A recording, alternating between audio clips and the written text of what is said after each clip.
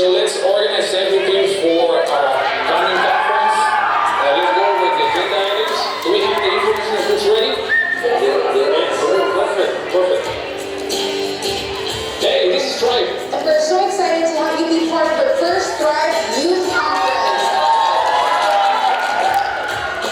So take a seat, relax, and get ready because you're in for a treat.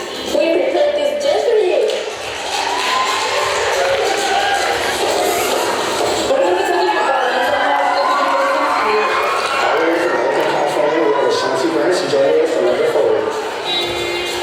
We also have the national board. We have a full schedule planned out for you. So, are you ready? We can hear you. Are you ready? All right, guys, let's get this party started.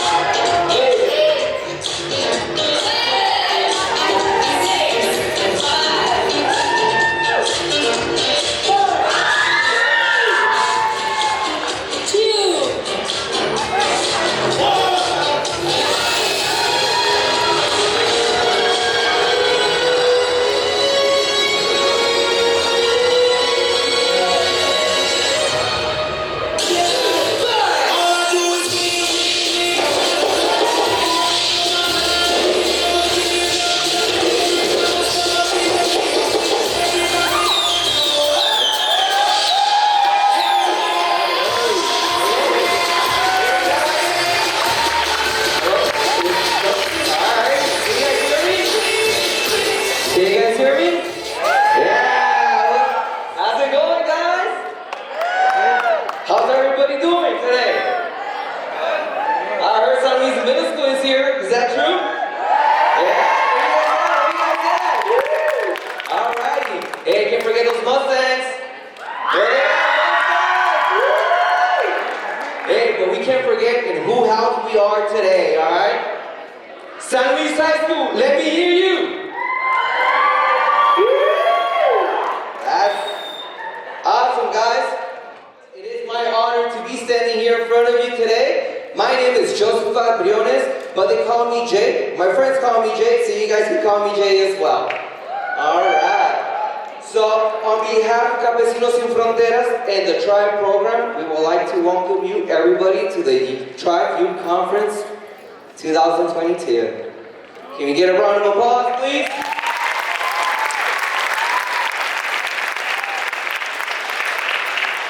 Alright, I would like to introduce San Luis High School Principal, Mr. Arbizu. And can also Emma Torres from Campesinos Executive Director, please come forward to the stage.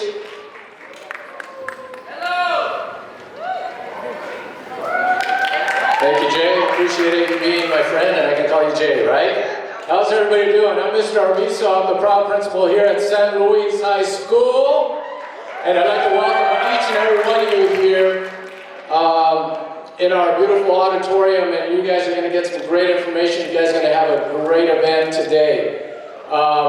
So a couple things that I want to start off with is just to get people engaged is we are going to do what is called 3 claps. Okay, 3 claps. So I have a pretty carrying voice, so I'm going to put this microphone in the back pocket just to demonstrate when I mean 3 claps. Okay, so hold on there. All right. So when I say give me 3 claps, they're going to be quick claps like this. 1, 2, 3. All right. 3 claps. All right. Got to be in unison though. All right. Here we go. Hold up. Give me 3 claps. Anything at the end there. All right. Here we go. Give me 3 claps. Better. One more time. Give me 3 claps. Great job, great job. So when we want your attention, somebody will say, give me 3 claps. Hey, you can't fall asleep though, right? Give me 3 claps.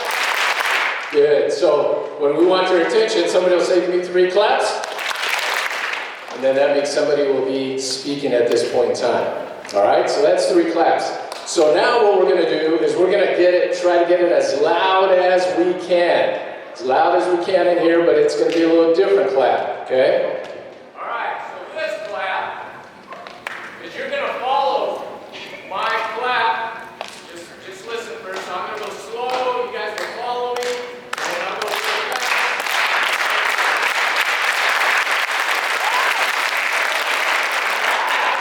And when I go like this, everybody's going to yell "Thrive." Okay? When I go like this, everybody will yell "Thrive." Okay? All right, here we go. Watch my hands.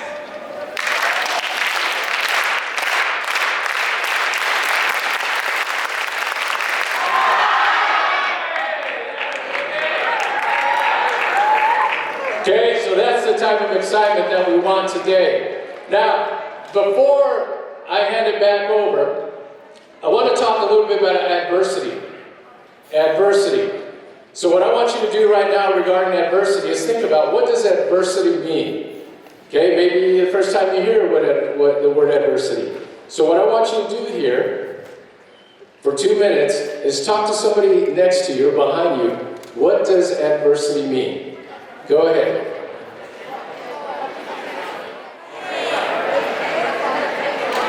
Give me 3 claps.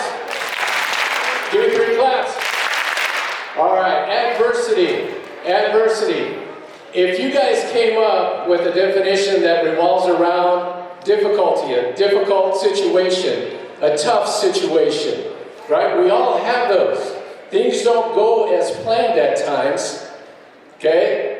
And what I always say is that adversity does not define you. It's how you handle that adversity that will determine your success. For example, if you have a test in a week and you're struggling on understanding the material and the situations, are you just going to put your hands up and give up and say, oh well, guess I won't do very good on the test? Absolutely not, right? You're going to find a way. You're going to get some help, some tutoring, ask some friends, do some extra homework problems, whatever it may be, so when that test comes, you will have control and have a better opportunity. Adversity does not define you.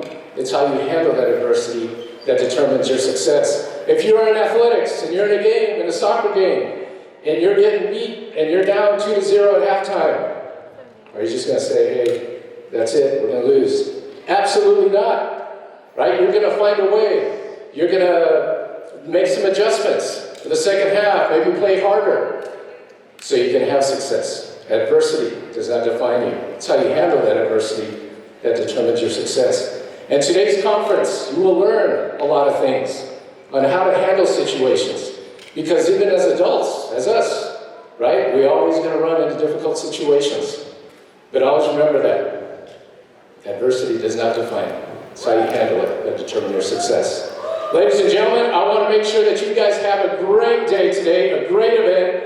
And now at this time, I'll hand it over to Jay. Thank you. Thank you, Mr. Arvizo. All right.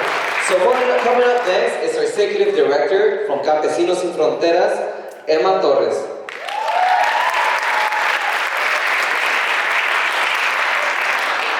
Muy buenas tardes a todos.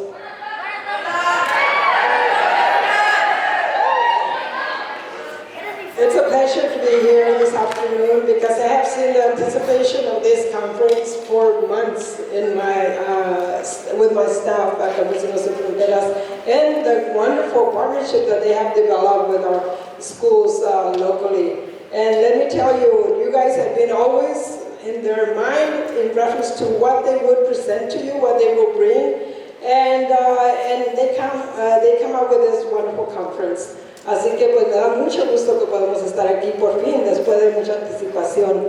One of the things that Mr. Arvizo was saying was, adversity. We have been in a ride together this past 2 years that nobody ever anticipated, the COVID-19 pandemic. And that has brought so many issues to light of our, not just adults or elderly, but our young people, you guys, that you guys have faced that has been difficult to help or to even answer because we didn't know how to.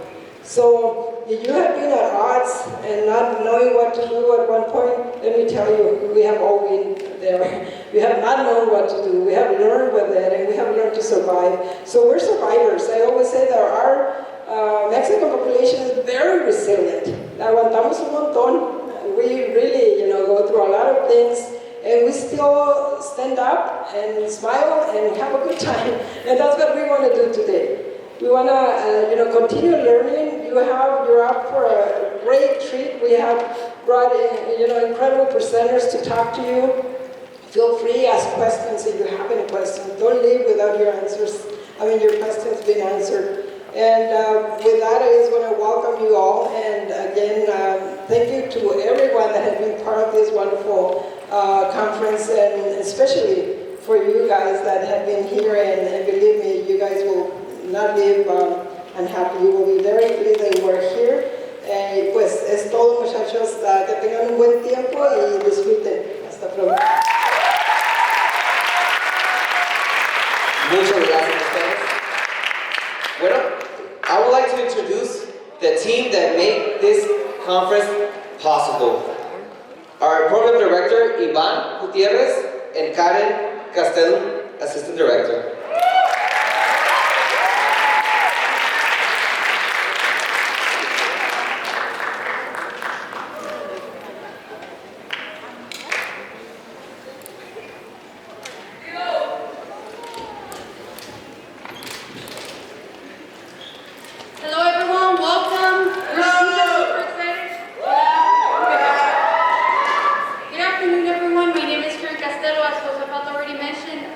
Campesinos Sin Fronteras as the Assistant Program Director for THRIVE. We're super excited to be here. It's truly an honor to have and see everyone here today. It's truly amazing to see what months of work and planning has produced this magnificent event. So we're very happy to be here. We're excited to bring a lot of educational information to you guys, resources to help you grow as young adults, and help you bring you a step closer into optimal health. So we're super excited to be here. I'd like to take this time to thank each and everyone that's here, but especially our guest speakers who took time from their busy schedules to be here today.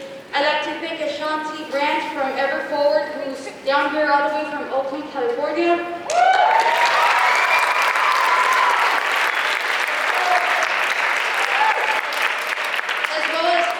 Stark, who will be giving the presentation on mental health, and she's from Community Partners.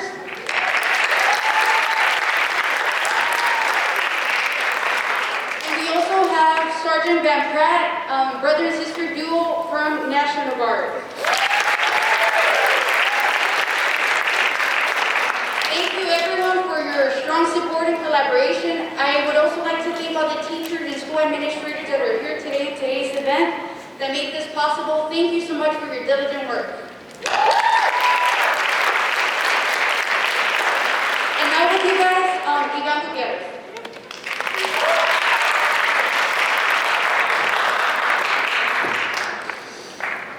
¿Qué tal, muchachos? ¿Cómo están?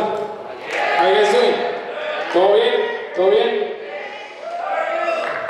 Good, good. Bueno, muchachos, it's just an amazing time to be here with you, with all of you. I'm Ivan Gutierrez, and I'm the program director for the THRIVE program. Y en sí, it's just a great experience tenerlos a todos ustedes. Having you guys here in this conference for the first time ever is just amazing. It's just amazing. Todo lo que hemos hecho, the staff worked for hours, for many hours, for months, para tener todo esto listo so we can have all this ready. Y ya, todo esto, this is all for you. Todo esto es para todos ustedes. Quiero darle gracias. I want to give a huge thank you a todos los partners, a todos los que han estado con nosotros desde el principio.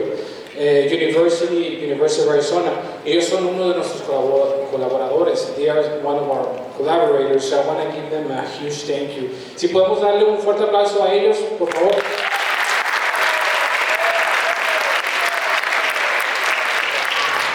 También quiero darle un gran agradecimiento a San Luis High School. San Luis High School, they have been also a great partner. we couldn't be doing this without their support.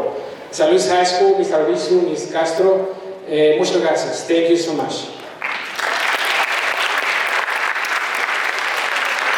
También quiero agradecer a las escuelas, las middle school. En serio, it's been a great journey. You guys have shown me a great support. Miss Saucedo, todo su staff, Miss Arredondo, todo su staff. También Mr. Reyes, todo el staff. De veras, thank you so much. Muchas gracias por todo esto. This is something that we all have worked together to make this happen. Y gracias, muchas gracias. Un aplauso, por favor, un aplauso.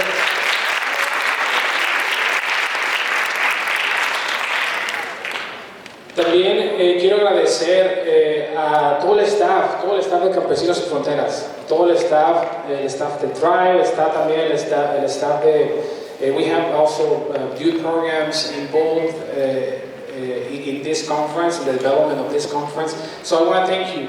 Todo el staff de Campesinos, muchas gracias, desde THRIVE hasta todos envueltos en esta conferencia. De veras, muchas gracias.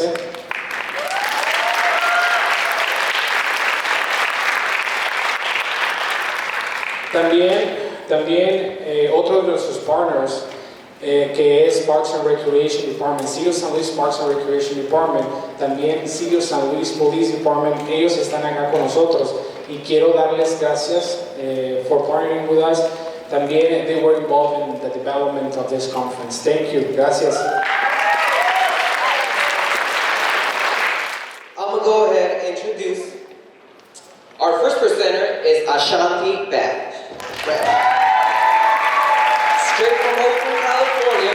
Yeah, Oakland Raiders. Well, used to be Raiders, right? Yeah. But from Oakland, California, if you don't know Ashanti, no worries. I'm going ahead and tell you a little bit about him.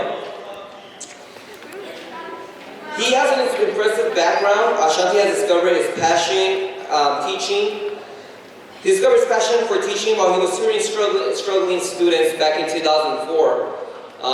He was helping mainly African Americans and Latino males to get better in performance in school, to be more hands-on to reading and writing. Then he started the Forever Forward Club.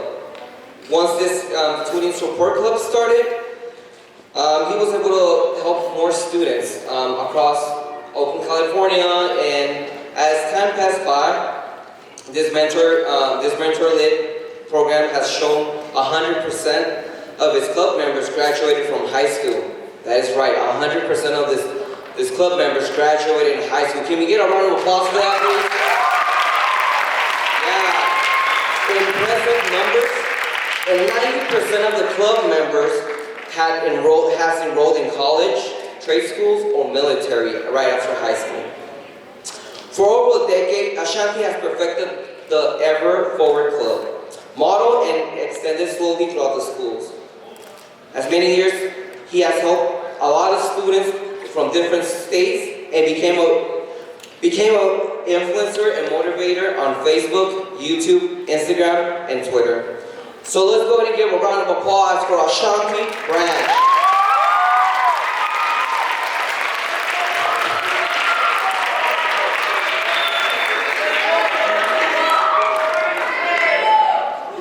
What's up? What's happening? Hello? Oh man. Thank you all so much. Thank you. I'm really excited. We got a lot to do today. We got a lot to do. And we only have a short amount of time. Like, I only have a short amount of time with you. We got a lot to do. Everyone take a deep breath. Woo, David! And breathe out. This next one, we're going to take a deep breath in, and we're going to hold our breath for 4 seconds. Ready? Breathe in. Hold it. 2, 3, 4. Breathe out. Una vez más. Breathe in. 1, 2, 3, 4. Breathe out. You know, one of my teachers says that the incoming breath helps to energize your body, and then the outgoing breath helps relax your body. So we're going to be doing a lot of breathing today because we're going to be talking about some topics that may be hard to talk about sometimes.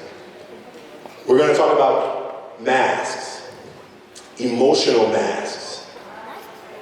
Like maybe you don't wear, well, you know, I'm getting too excited, I'm getting too ahead of myself. You know what? I want you to listen to a song. Hey, who likes music in here? Anybody like music? Okay, I see a lot of hands. Okay, so what I'm gonna do is we're gonna play a song for you. And when we come back from the song, you're gonna participate in this thing called the Million Mask Movement. And we're gonna all do that in a second. But I want you to hear this song. We're gonna listen to like 1 minute of this song, okay? Like only 1 minute, and you can listen to the rest on your own. Here we go. The first minute of the song, relate.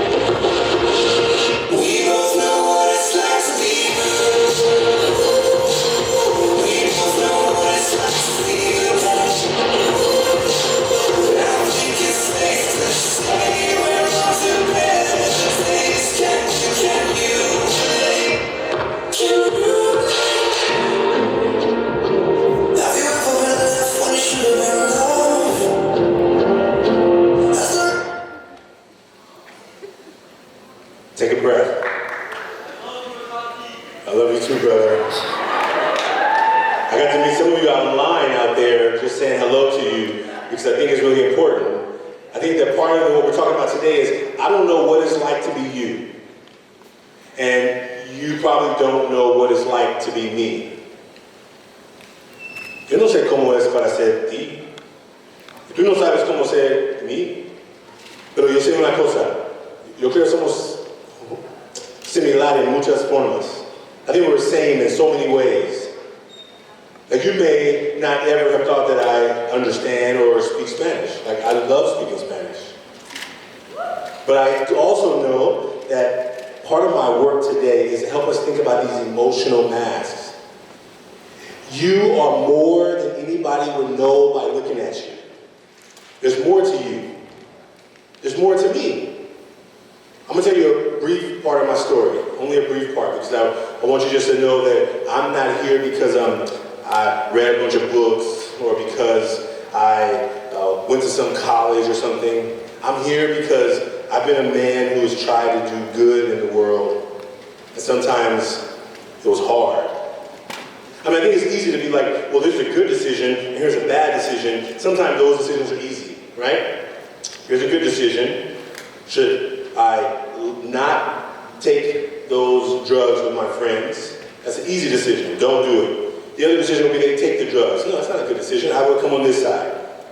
But what if the decision is a little more complex? What if my stepfather is hitting my mom? Like, I don't think that hitting is okay. But do I let him keep hitting her?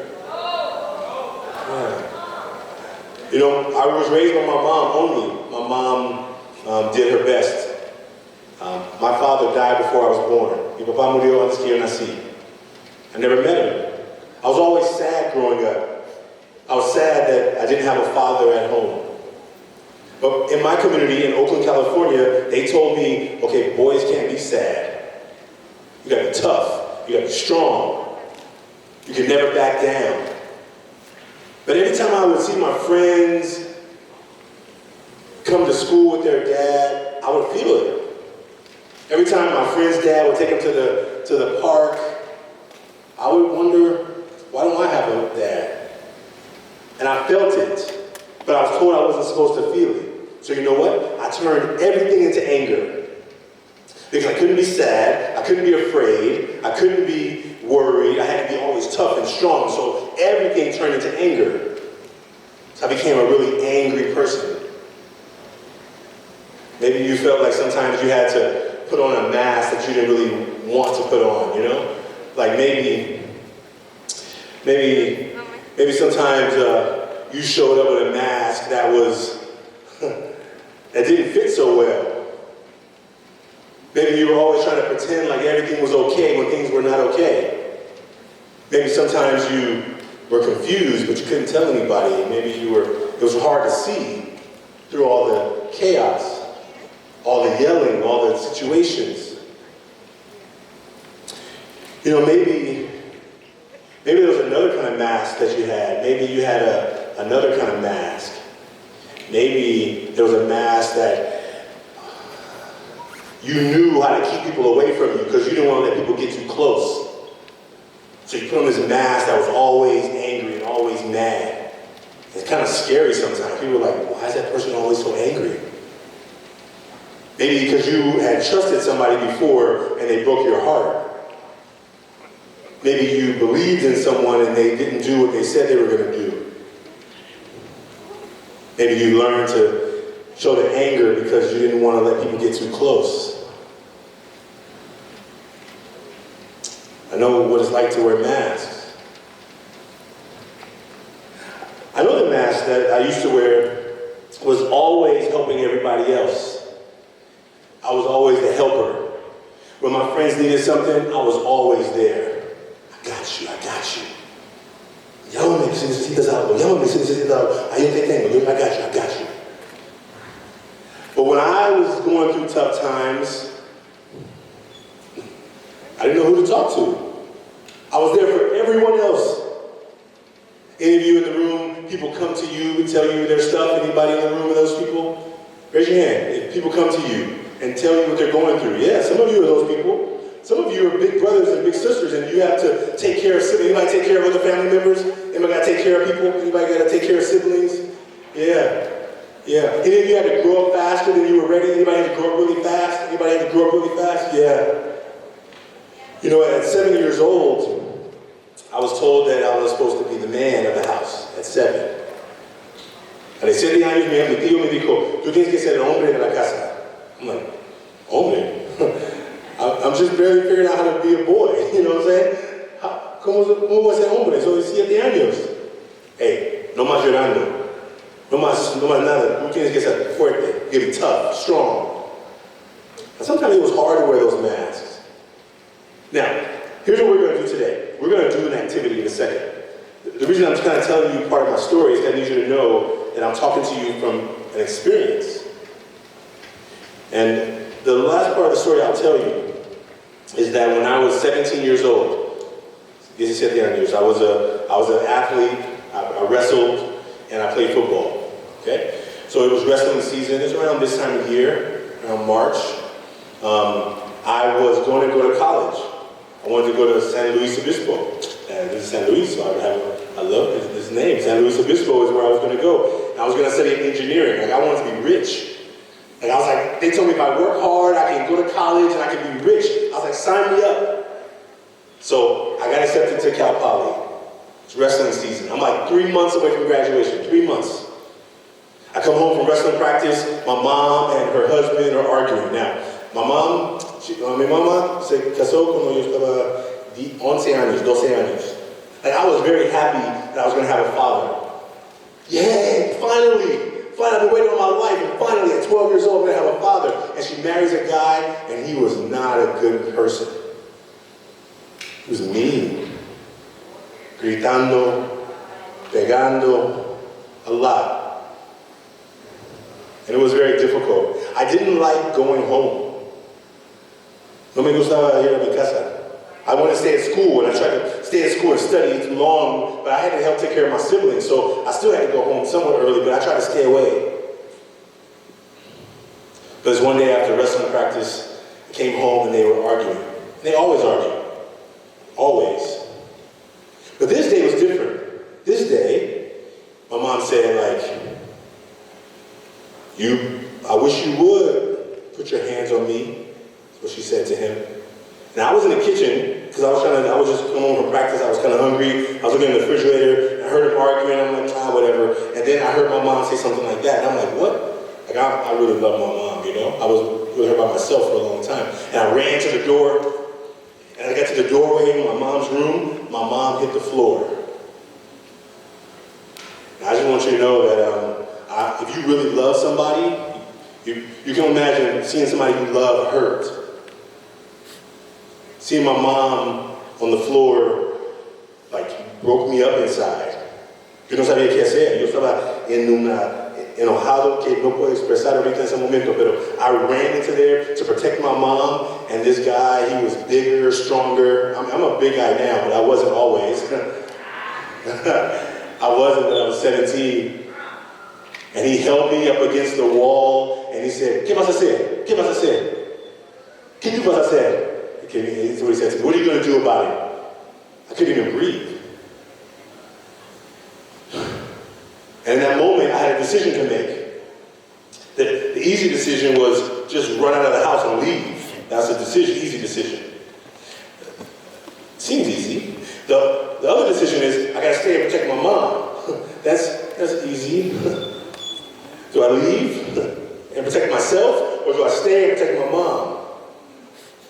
I mean, I think they're both good decisions, but they're not necessarily easy decisions. And so something told me that I had to protect my mom. And so I'll tell you the more of the story later. You can look it up on my TED Talk, but I want to tell you that in that moment, I almost did something really bad. Because I didn't have any tools. I was sad, I was afraid, I was worried, and I was showing anger over everything. No room for sadness, no room for fear. The reason I want to tell you that story is because some decisions you make are going to be easy decisions, and some decisions are going to be hard decisions. But you know what? I hope that you continue to find the right decision for you, for your future, for your goals. What goals do you have? I'm on my way to college. I'm not a bad kid. I'm not looking for trouble. But I love my mom too. And so I want you to know that today what we're going to talk about, these masks, or sometimes the activity we're going to do is going to be a very simple activity. It's only 3 steps we're going to do.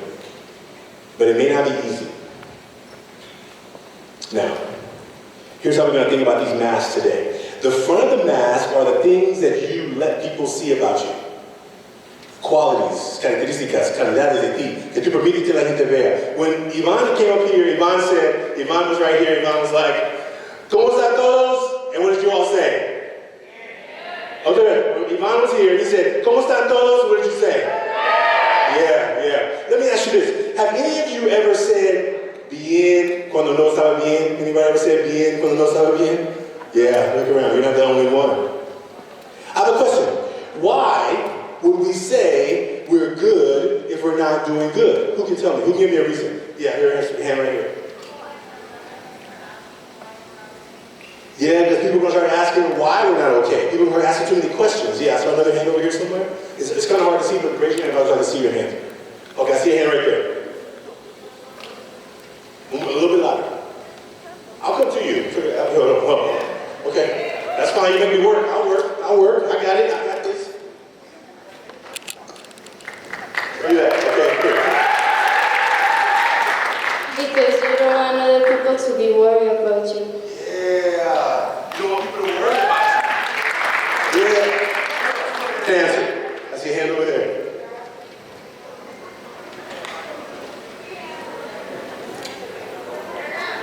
Is when I actually did tell them how I felt, some people just told me to be a man, like you said, be tough.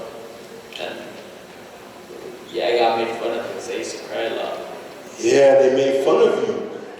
You told them what was going on, they laughed at you, they told you to man up.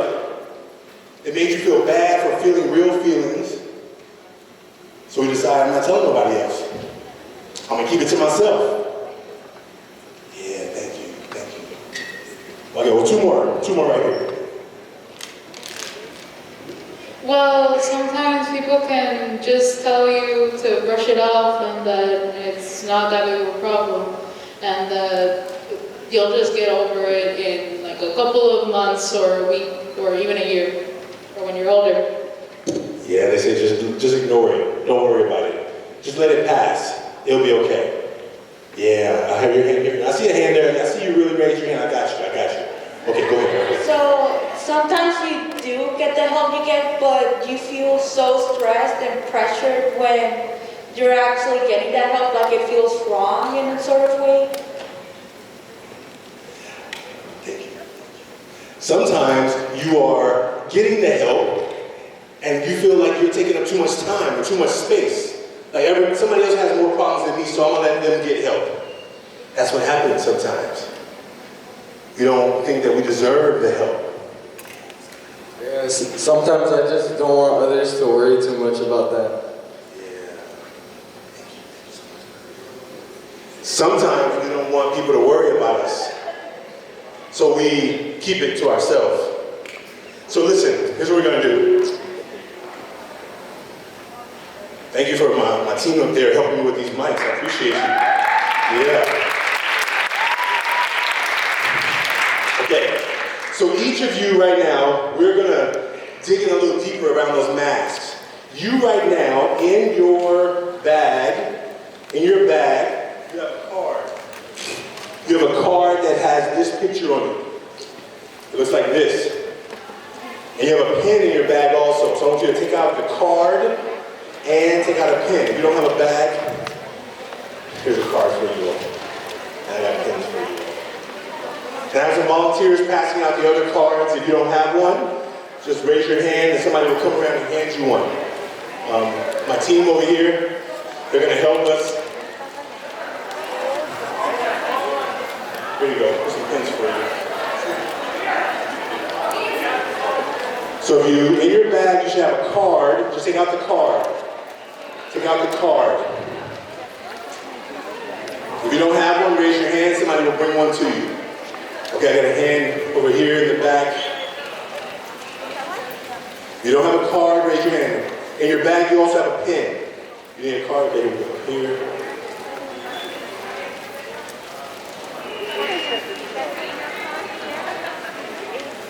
If you don't have a card, raise your hand. If you need a pen, raise your hand. Okay, so you got hands over there. Oh, I think they were looking for the ball. Something else. Thank you so much. If you need a card, raise your hand. Or if you need a pen, raise your hand.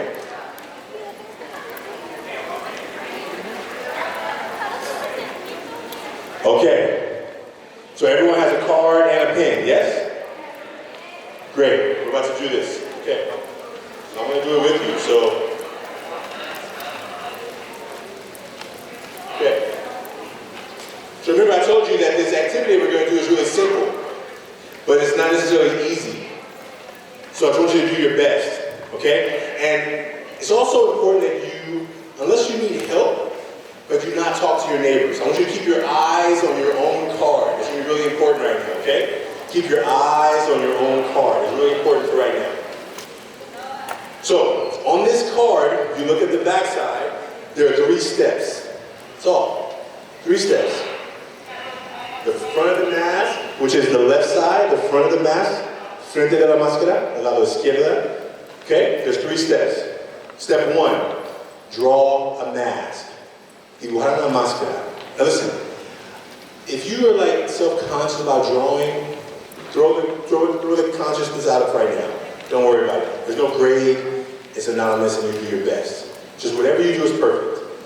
Okay? You're the expert right now. So I need you just to do your best. So on the left side, lado izquierda, the first step is to draw a mask. Dibujar una máscara. And I want you to keep your eyes on your own card. So go ahead and begin drawing. I'm going to give you about 2 minutes to draw. And then we will go to the next step. If you're fast and you've already finished your drawing, the steps are right there. Just go ahead and finish. No worries. If you finish fast, great.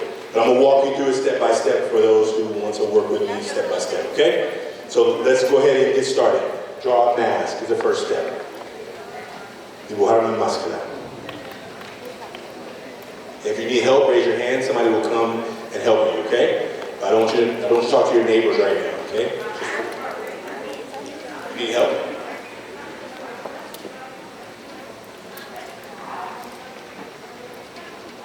Well, whatever you draw, whatever kind of mask you want to draw is fine.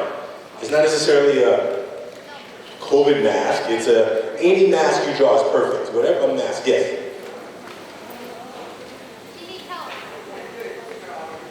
Pen? You need a pen? Oh, you can't write. Okay, write with your other hand. Yeah, just write with your other hand. Just do your best. Trust that whatever you do is going to be perfect. Just write with your other hand. You'll be fine. Just do your best. Okay. Do your best. Do your best. Just give your best. That's all you can do. All right? All right. So do your best not to talk to your neighbors. You're not talking to your neighbors right now. Only to an adult if you need help, okay? All right, here we go. So I'm going to go ahead and get mine drawn, and then we're going to go to the next step. So, let's see.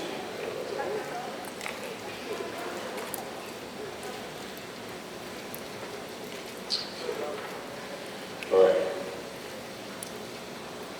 So we'll give you about another 30 seconds if you're drawing, about another 30 seconds to draw. And you're drawing a mask. Whatever you draw is going to be perfect. And just keep the mask to yourself. Don't try to show it to anybody right now. Don't show it. Just keep your eyes on your own card. Even if you're sitting like your bestest friend ever, just trust that you need this moment for yourself. Just be a little bit selfish right now and take care of your paper, your card. It's really important right now, okay? All right, it'll make sense in a minute. It doesn't make sense yet. But you think, oh, I can show them anything. I know I've met some real good friends in line today. They told me that they can talk to them about really important stuff. That's good. For this moment, I just want you to keep it to yourself for this little moment. You will get to share with them later, maybe, but not guaranteed. Okay, now you got the mask. Now you're going to write 3 words. Now, I'm going to skip that. You're writing 3 words.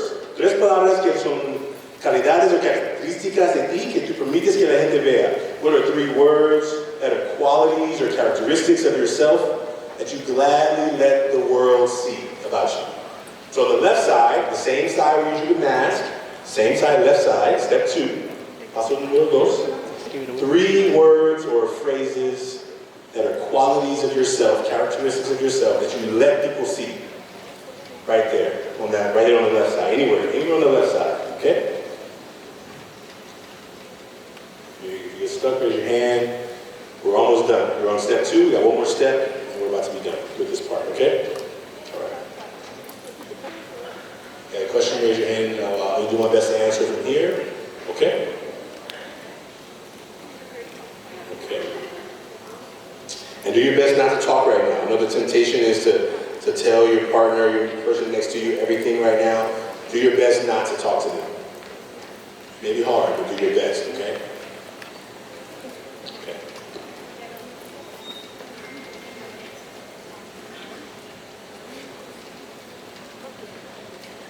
Okay. So now you should have, on the left side, you should have a picture, and you should have some words. 3 qualities or characteristics you let people see.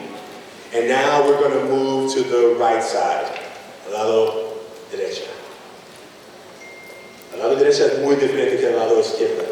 The back of the mask. Atrás de la máscara. What are 3 things, qualities, characteristics of yourself that you don't normally let people see? ¿Qué son 3 características o calidades de ti que normalmente no permite la gente vea? Maybe no one ever asks. Maybe you just don't know who to talk to about it. But 3 that you feel comfortable writing, and you're going to write those on the back. 3 qualities or characteristics that you normally don't talk about. Write those on the back of the mask, which is the right side, al lado derecho. Okay? Okay. And do your best not to talk to your neighbors. Okay? Don't. Okay? But if you have a question, please ask your question. Once you get your questions answered for sure. Okay. We're almost done. We're almost done. So, if you get stuck, take a deep breath and just like feel it. Just, it's in there, but just find the ones that you're ready to write, okay? Just take a breath and breathe out, and the word will come to you. Don't overthink it. You shouldn't be in your brain right now trying to figure it out. Your heart knows. Your heart knows. Okay? Okay.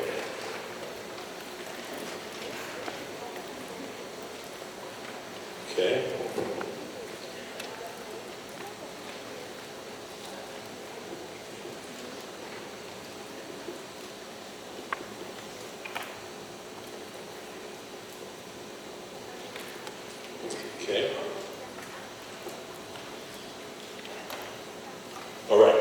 Now on the bottom, it asks you for some information.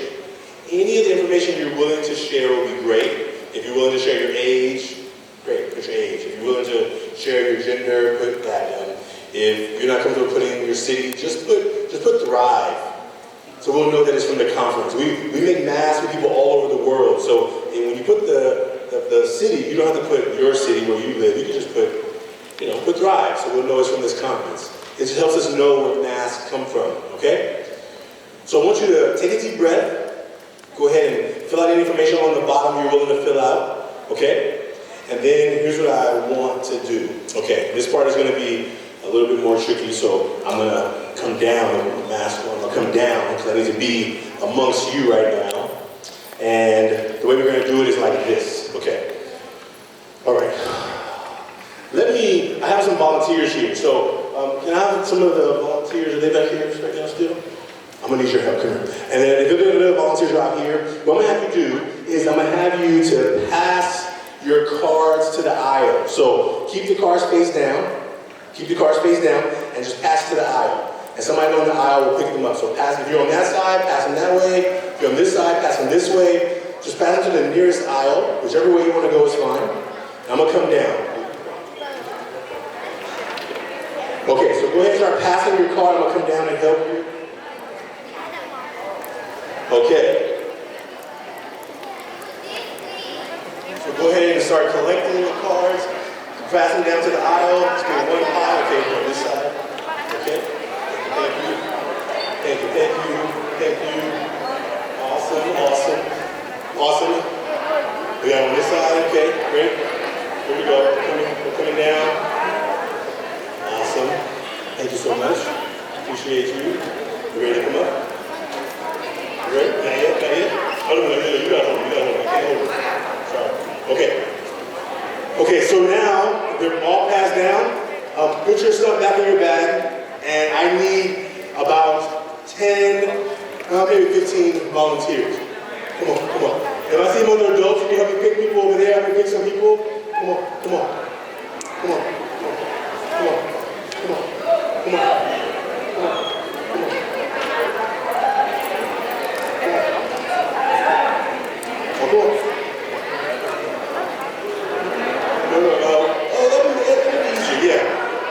Come on, yeah, go ahead.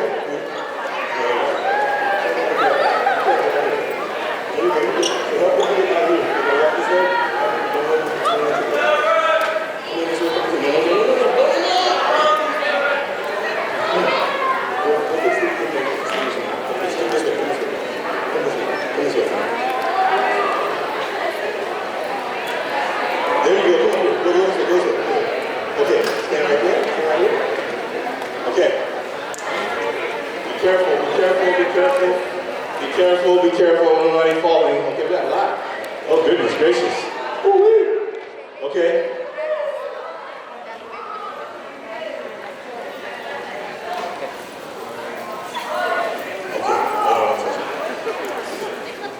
Is there, we got a lot.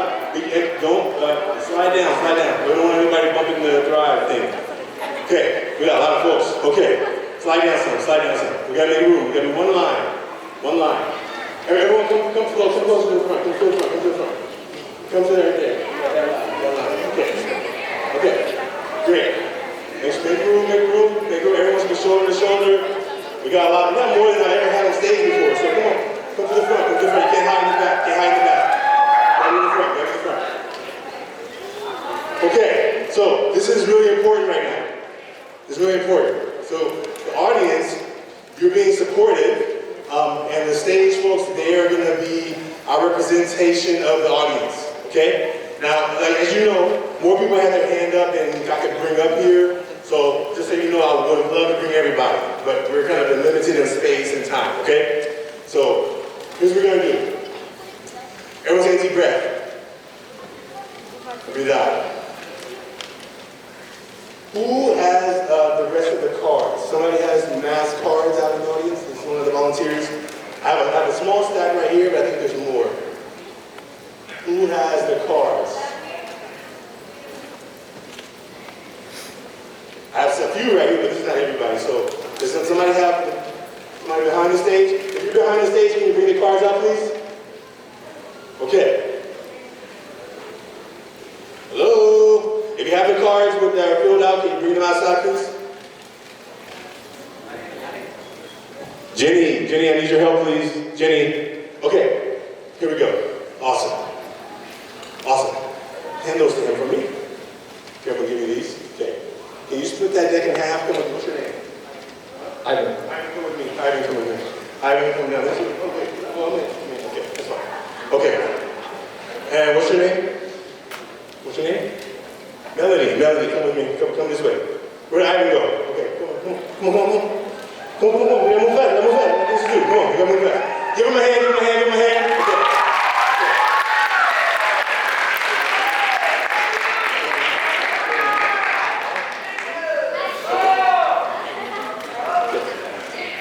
Okay, so I haven't touched these only except once on accident, but somebody handed them, I didn't know. So, Ivan and Melanie, you're gonna help. Melanie, can you give Melanie half of those? Okay. Now, there's something here folded up. Let me see the ones folded. I'm gonna just pull the ones folded because it's gonna be hard to pick. So, here's what we're gonna do. Have you ever seen somebody dealing cards before? You ever seen somebody dealing cards? Ever played cards before? Ever played cards? Okay, so great. This is gonna be, everyone's learning something new today. Guess what? Here's what you're gonna do. I want you to just fan them out evenly. Fan them out, okay? Just fan them out, perfect. You're doing great. Fan them out, keep fanning them. Right, that's what you hold on to them, like that. Fan them all the way out, like that. Like you're playing Uno or something, I don't know, Funkin or something like that, I don't know. Okay, here, okay, hold it here. Okay. Now, here's what's gonna happen. You're gonna go to that end, and everyone's gonna pick one card coming down this way. All right, you're gonna start on that side, everyone's gonna pick one card. Listen, my volunteers, keep the card face down. Do not look at it. You got what I'm saying? What did I just say? Eso, that. Okay, so go on that end, start moving your way this way, then you start on that end and come this way. Now when you pick a card, you can pick it from wherever you want to pick it from. Everyone's gonna have a step back. I don't want Melanie to fall over the stage. Okay, great. Now, I don't want you can pick it from wherever, just don't make the cards fall, okay? So if you pick it out carefully so that nothing falls, okay? All right, so keep it face down.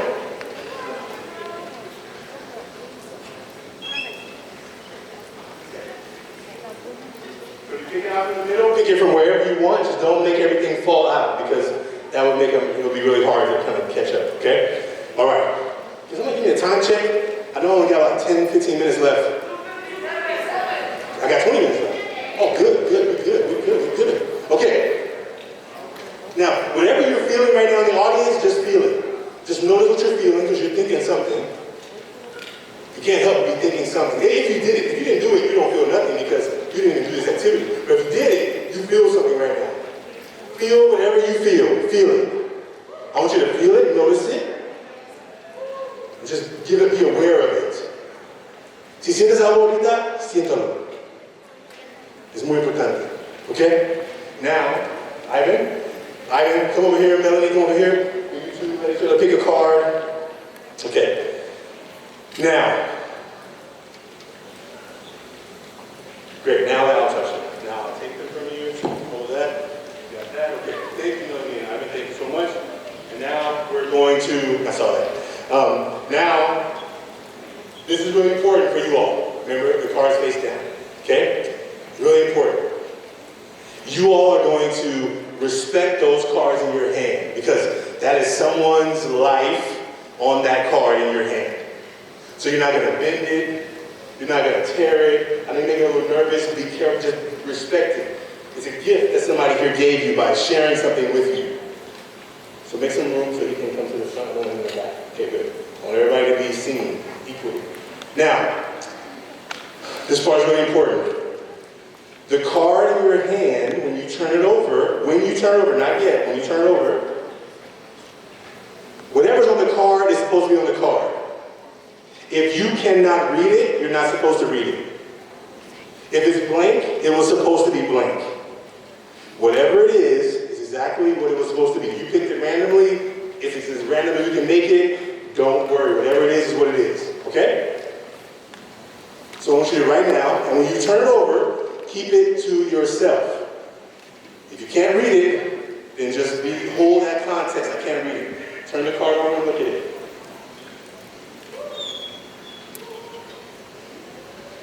Now, keep your eyes on your own card. Keep your eyes on your own card. It's really important. Now here's what we're going to do. You have the other mic? Okay, I'm up. So what we're going to do is, that's my bad. I know that's rule number 1. Don't stand in front of the speaker, Santa Branch. Apologize. Okay, here's what you're going to do. We're going to hear from one word from the front of the mask. One word. Now, those of you who are reading, listen. Keep the mic close to you so everyone can hear. Some of you have quiet voices. Some of you have loud voices. Bring the mic close. Don't start talking until the mic gets to your mouth, okay? So we can all hear you. We want to hear it. Now, if it's blank, you say it's blank. If you can't read it, you say I can't read it.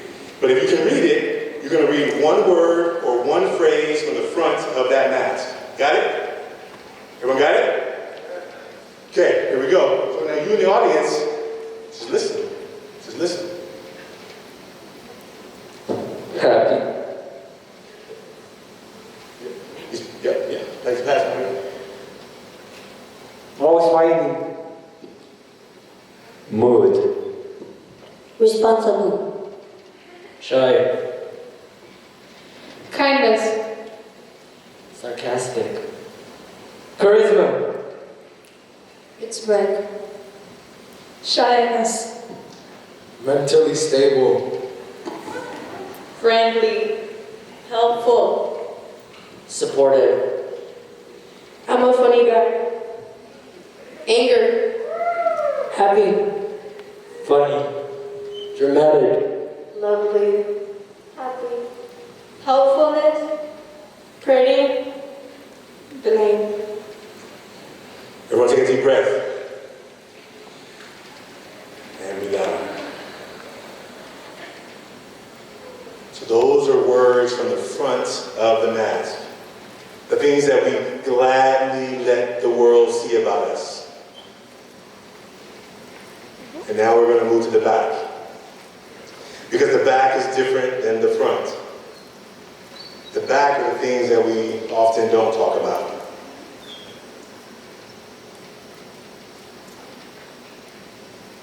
The things that we sometimes don't know who to talk about with. So we're going to now hear from one word from the back. Participants up here, the rules are the same. If you can't read it, you just say, I can't read it. If it's blank, you say it's blank. But if you can read it, read one word or phrase from the back. Melanie, you're going to go first. Please begin. Blame. Selfish. Their feelings. Emotional. Crazy. Broken. Mad. Sadness. Lonely. That I'm sometimes rude. Jealous. Socially drained. Stressed. My anxiety. How I feel in my situation. Blank. Smile. Worried. Sadness. Dumb. Sensitive. My passions. I'm not happy with myself. How much I love I can do. Take a breath, everybody.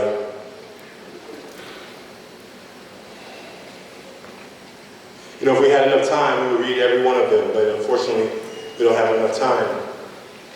And I imagine that what you've already heard right now, something is coming up for you. Something you may be feeling right now. So everyone take another deep breath in, breathe in, and slowly breathe out. And what I'm going to do is I'm going to have our volunteers, we're going to ask you to speak. It's going to be the mic is going to move around. We're going to ask about 10 or 15 of you to speak about what you're feeling right now. But what we're going to do first, I'm going to let the volunteers have a seat because they've been on stage, and I really appreciate them for being brave. So can we give them a hand, the volunteers on stage, a hand?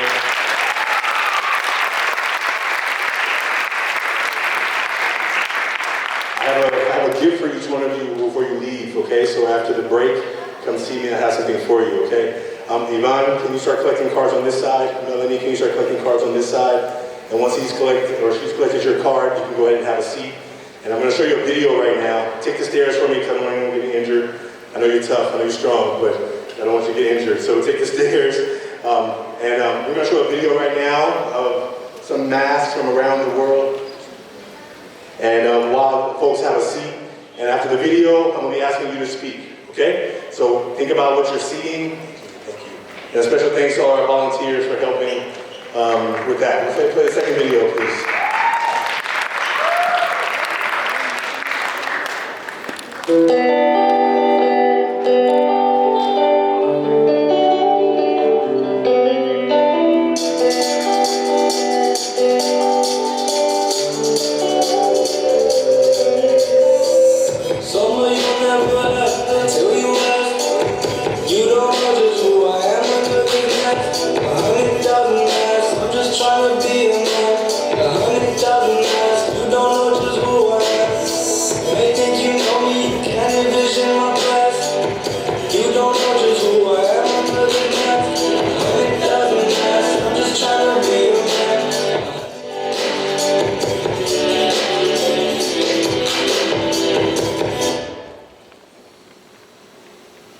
Take a deep breath. So we have some mics that are going to go around right now. The question I want you to think about is, what came up for you? What are you feeling? What did you notice as you made your mask? What did you notice as you heard the masks of people here in this room? What did you notice as you saw masks on the screen from people all over the world? From Africa to Australia to Mexico to Switzerland to Oakland to all over. What did you see? What are you feeling? What did you notice?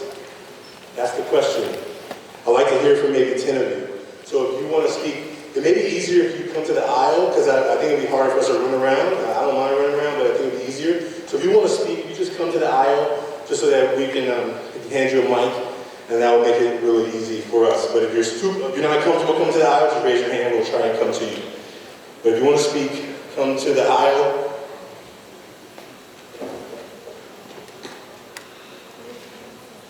There's a mic right here in the aisle here, and there's a mic in the aisle over here.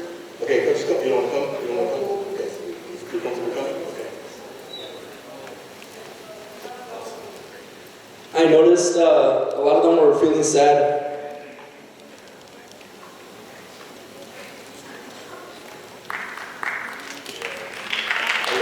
So, I appreciate the applause. Do me a favor.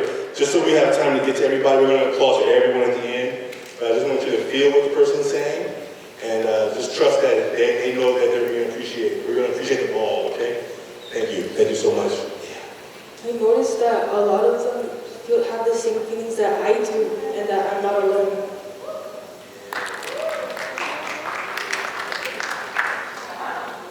What I noticed from the video is that a lot of them have the same problems, and I feel really bad for them having to do it.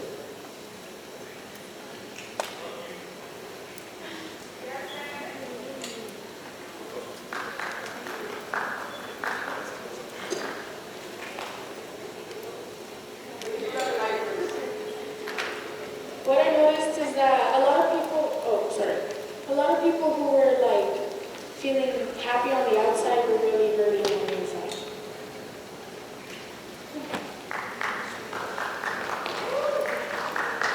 What I noticed was that no one was actually truly happy. That's it. Yeah, thank you. Thank you. No one from that side of the room wants to speak? I see a hand over there. Can you come to the aisle for her so she can, I know you're shy. Okay, she's going to come meet you. Okay, all right. That person then will come. I'm gonna say in Spanish because I don't know how to say in English, but it's called presión social. That's why I can say it.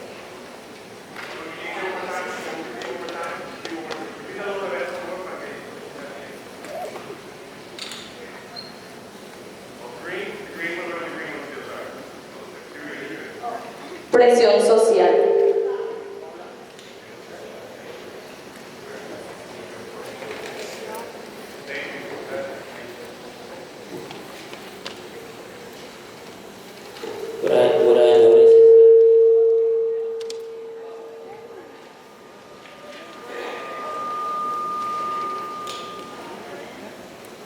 noticed is that many people have the same thoughts and that they're not alone, and it's very upsetting to know about these people's thoughts, and that one of them was about suicide, and I feel very bad for what that person is going through. Thank you. Somebody over there? Okay, go ahead. There you go. The more we went into the rabbit hole of the mass of how everyone was feeling outside and inside, I started to feel worse and worse from inside about these people, how they show this other person every day, but once they're alone, that person just disappears, and the reality of them finally shows what they feel, how they are, and that they're not okay, that they need help. Yeah, thank you for that. I want to say something about that part. I got a hand over here, and then I got one more over here. So give me a second. I want to say something about that because that's really important. Listen, here's what we know is true more right now than you probably did before you walked in when you walked in the room. What you saw and heard on those cards was already happening when you walked in the room. See, what happens is when we come to an awareness that reality is not always the way we see it, then it gets more real. So what I don't want you to do is feel bad. I want you to feel excited that people have now recognized that what they thought they were doing alone, that they weren't alone. What they thought they were going through and nobody else could possibly understand what they were going through, that other people probably sitting next to them know what they're going through. And I hope you feel excited that if we can begin being around people who are going to tell us the truth, because we know that we can tell them the truth, I think we can find a lot more joy. I think if we find friends who can listen to us on our good days and our rough days, we'll feel a little bit more happy. But every time we have to keep pretending that everything is fine when it's not, that's when you should be worried. See, this is an opportunity for us to recognize maybe your parents who always pretend like they got all the answers and they got it all figured out, maybe they're going through something too. Maybe your teachers who always have to have all the answers and have all the homework graded and have the grades, maybe they are going through real stuff too. Maybe your best friend who has always got new shoes and new stuff and always happy, smiling on the outside, maybe they are going through stuff too. So I hope what it does for you is it helps you realize that you're not alone and the person next to you is not alone. That's what today is about. So really thank you for that comment, but I want to make sure this is not to make you feel bad. This is to make you say, well, I gotta maybe ask some more questions to people around me. Maybe I need to tell them when I ask them how they're doing that I actually listen. And when they say, I'm bien, todo bien, you say, oh, tell me about bien. Dime más sobre bien. ¿Qué está bien hoy en tu vida? That's what today's about. I saw a hand over there. Where was it? Yeah, can I say in Spanish? Oh, there. Okay. Yes, please. Por favor. Can I say in Spanish? Claro que sí, claro que sí. Ya, pues lo que yo noté al ver estos papelitos, ¿verdad? Es que tal vez sí sea bueno el tener una presentación o el traer un mensaje bueno, pero a lo que yo sé, o a mi criterio, a lo que yo sé, creo que esta juventud o todos los que estamos aquí, incluyéndome, porque yo también he tenido problemas así, es el buscar de Dios, porque a lo que a mí me ha pasado, a lo que yo he vivido, Él ha sido mi única salida a los problemas, depresión, al suicidio tal vez, y quiero que todos los que están aquí sientan lo mismo que yo sentí cuando encontré a Dios, cuando Dios me encontró, y solamente les quiero compartir algo y espero que este mensaje se les haya quedado y que sea Dios el que obre en ustedes y que sea Dios el que los saque de esos problemas. Thank you, brother. What's your name? Ivan. Yeah. Oh, you're Ivan. Okay. Yeah. Well, okay. Ivan, I see you. Thank you, Ivan. You know, I'm really proud of you. Ivan, I grew up in the church, and I was embarrassed to tell people about it.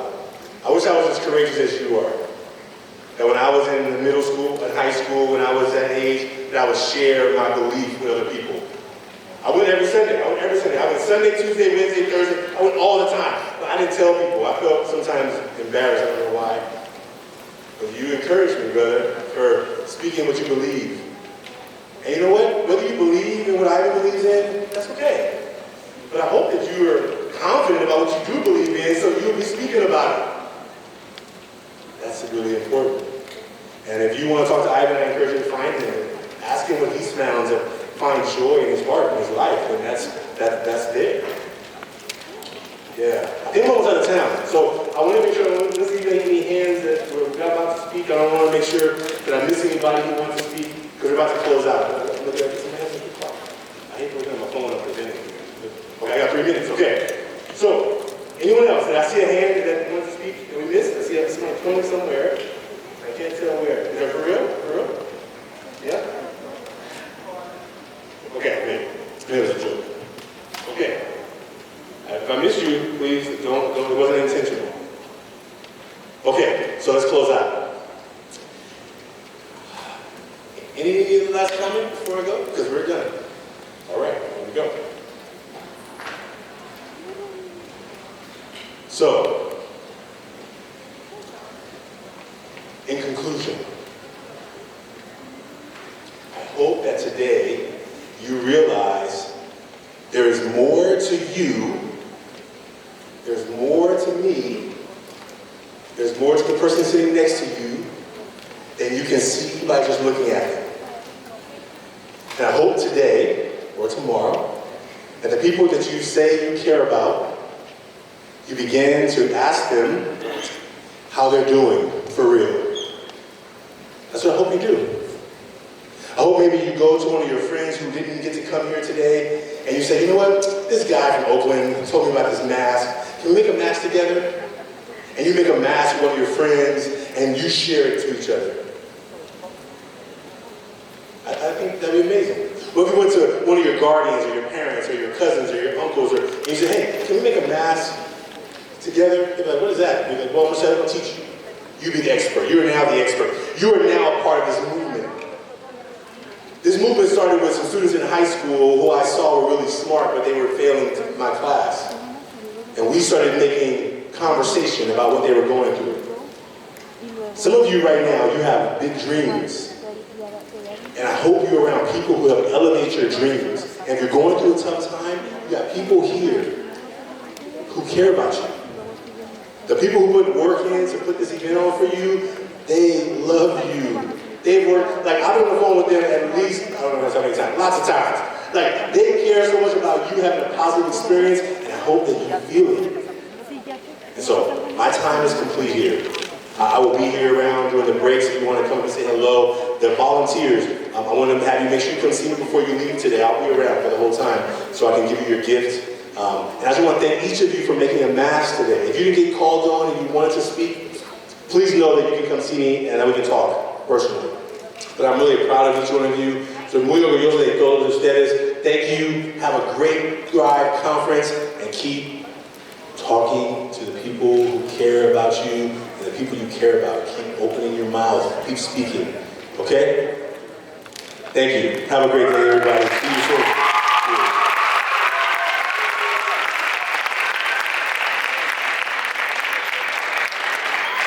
And sometime during the break, there's some cards here. We'll just leave them on stage. There's one of these for each of you. This is an artist who made an image about this campaign. So you can take this and you can see how to stay in touch with the movement. Because you're now a part of this million. So just so you know, you're a part of this movement. And so if you want one of these, take it. And if you don't, no problem. But this is a piece of art for you to take with you, okay? Any artists in the room, I'd love to talk to you as well. Take care, everybody. And who am I handing the mic to? Who's not that old? Thank you. Thank you very much, Shanti. Alrighty, so let's go ahead and give a round of applause for Courtney Starkey.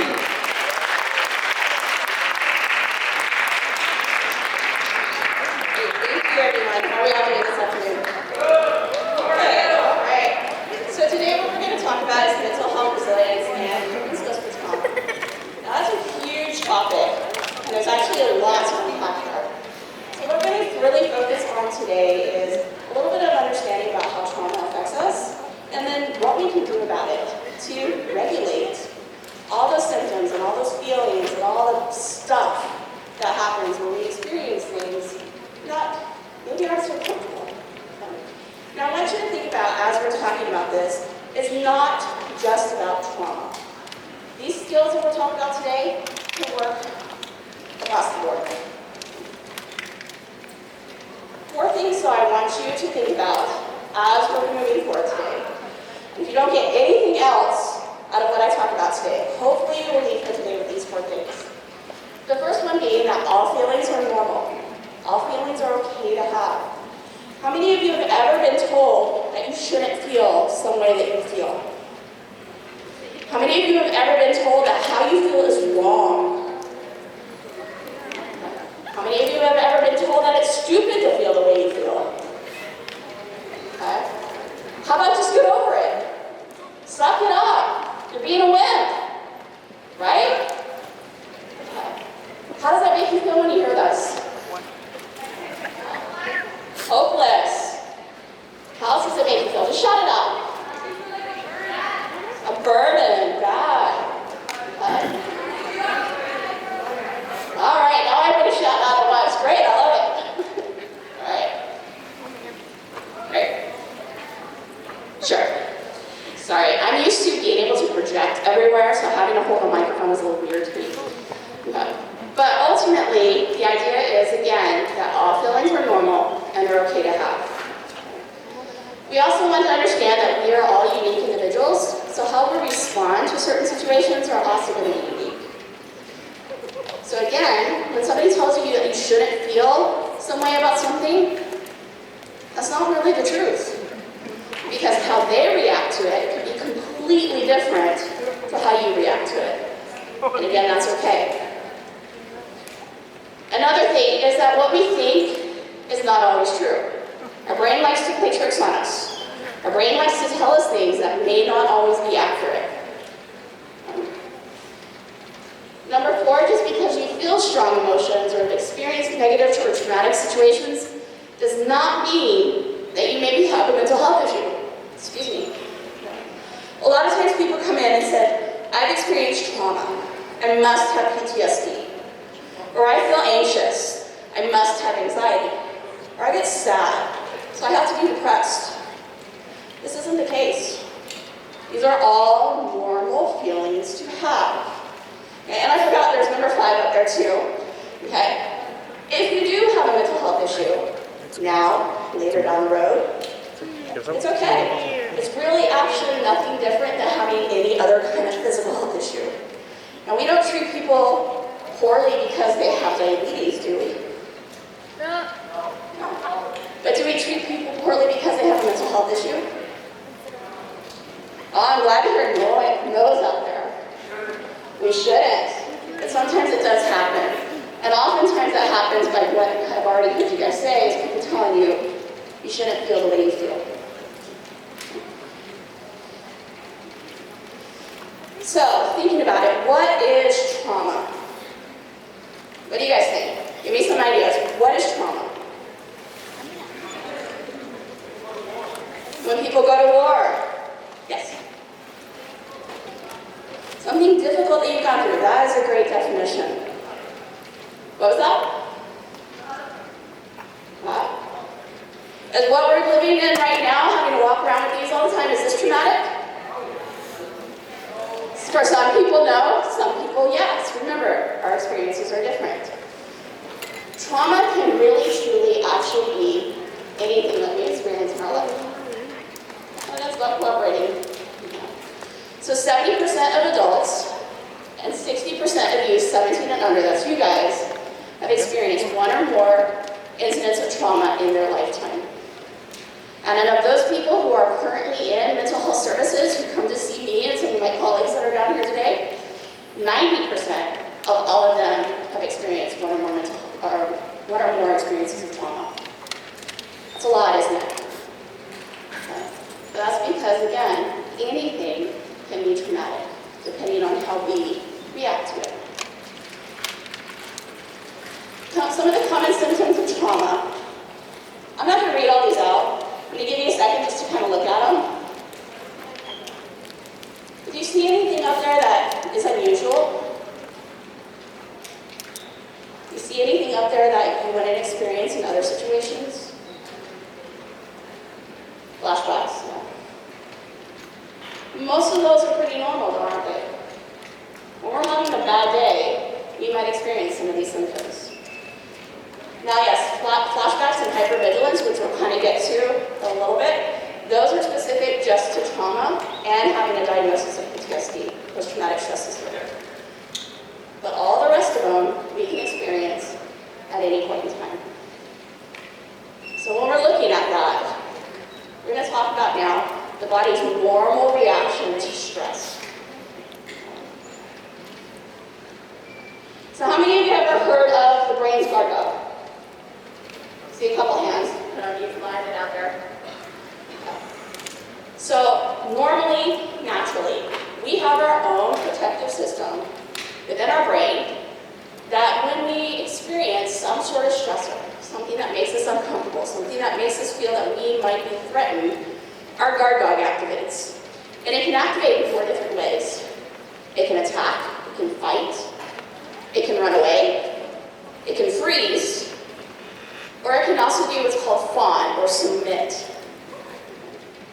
And all of this is, again, normal, natural reactions that happen within our brain. So as we're looking at the human brain here, we have this area, over here that's in purple, where these reactions are taking place. So when we experience that stressor, our body is starting to yell at us. Warning, warning, warning, something's dangerous, something's happening. I don't like what's going on around me. So it instantly kicks in. All those hormones or those neurochemicals start running around in our brain to try and protect us. From our brain, it goes throughout the rest of our body. We get prepared to fight, flight, freeze, or submit.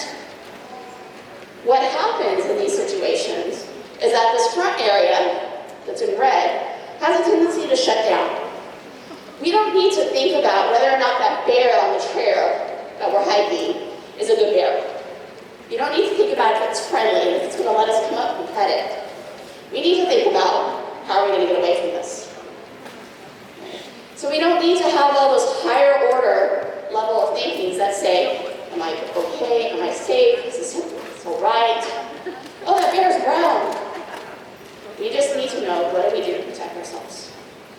So again, the normal natural reaction of our brain's guard dog. Now, like I said, it goes into 4 different ways. So we fight. Now, what we experience today, how many of us are ever going to run into a bear as we're walking around town or going on a hike? Okay. How many of you are going to run into a quiz or test in class? Okay. Can you physically fight a quiz? Yes, you can tear it up, right? You can throw that quiz away. Can you run away from the quiz? Yeah? Right? What's going to happen if you do either one of those things, though? You'll fail, you'll get in trouble. You hope they won't know, but they'll find out eventually when those grades come out. Some will never know. We can freeze. We can just be like, oh my goodness, I have a quiz and I completely forgot about it and I don't know what to do. Okay. Or we can sit there and go, I'm going to fail anyways. What's the deal? Submit. Again, all these are normal reactions. But do we want to experience all of these? No. Okay. We want to be able to regulate or manage how we're responding when that guard dog kicks up and is barking and snarling and telling us that there's something going on. So what happens is whenever we're experiencing these kind of situations, the first thing to respond is our emotions. Now again, what's that first one that I told you up there? All feelings are what? Normal. So our emotions really truly are signals that are happening naturally in our body to tell us how we should respond to a certain situation. Okay. So if we are feeling anxious, like I am right now, because I'm standing up here in front of all of you, what do you think is happening inside of our bodies? What might be happening to me right now, feeling anxious? Yeah, a little sweaty, I feel a little weird. Scared. Awkward. worried. You guys are telling me a whole bunch of different feelings that all mean anxious, right? We have more feeling words to describe what's happening naturally in our body that are negative than we do positive. Isn't that a little awkward? Well, when we're thinking about it, what we want to know is, what is this feeling trying to tell me? What's happening and what do I need to do about it? From there, oops, went backwards. Of course, I always have to do that many times. From there, what happens with our emotions is that they move into thoughts. And those thoughts then tie in, and again, help us to understand, what do I need to do about the situation? As those emotion thoughts work together, we eventually run into behavior. What is it that we do? Are we going to throw away that test, or are we going to try and do our best? Okay. We're going to try and do our best. I'm glad to hear that. Okay. But what often happens, especially if we experience trauma, is we develop these rules, we develop these ideas over time that become these automatic negative thoughts. So I mentioned me being anxious up here, standing in front of you. I was telling one of my coworkers, I have done this hundreds of times over the years. It never gets any better each time I do it. Every single time I'm going to be anxious because I have developed some of these thoughts that say, Courtney, you're going to look like a fool standing up there. Courtney, nobody's going to hear what you have to say. What difference does it make? You're going to fail. So if I listen to those thoughts, what do you think would happen? I actually will fail. Okay? I might not see the edge of the stage and come toppling down. Okay? We allow our emotions and we allow our thoughts to take so much control of us that our behaviors become actually problematic to us. Okay? We engage in choices that are not healthy or helpful. How many of you, as you look at some of these thoughts up here, have ever said these to yourself? These thoughts come from multiple different places. Some of these are things that people have told us in our lifetime. Some of them we develop because we have had bad experiences. Some of them we've developed because we watch other people around us and we make these assumptions, we develop these ideas about how things are going to be. But it doesn't work out for us, right? If we constantly listen to these thoughts, we would never get anywhere in life, would we? But I want to tell you something. Here's the interesting part. Studies have actually shown that out of the 60,000 some odd thoughts that we have every single day, 80% of them are negative. 80% of the thoughts that you guys have had today, so far, have been negative. Do you agree with that? Kind of. 100%. Okay? Again, we're all unique. Things are different for us. But if we listen and we experience this negativity, it becomes harder and harder to just get through our day. And this is where resilience and our coping skills come into play. So what we want to do is we want to get rid of this idea that we have to respond to all of our thoughts as if they're true. And remember one of those 5 things that I said I want you to remember, that not all of our thoughts are true? Those thoughts that were in the slide before, are they true about you? Are they true about me? Maybe you don't know me. But again, not all of our thoughts are true. So I want you guys to think, how many of you have ever seen those old movies, even older than me, that made me feel really old knowing that you guys weren't even born when I first started in this field? But in those old movies, oftentimes you see the bad guy and they're running along and they fall into quicksand. Have any of you ever seen any old movies like that? Okay. What happens when they fall into that quicksand? They panic, they start struggling, and they end up sinking even faster. In actuality, if you want to survive falling in quicksand, which hopefully none of us will ever run into, the idea is that you actually just lean back, Spread your arms and legs, and you just try and float at the top. The more you struggle, the faster you will sink. This is the same thing as what we're doing with these negative emotions and negative thoughts. The more we struggle with them, the faster we'll become victims of them.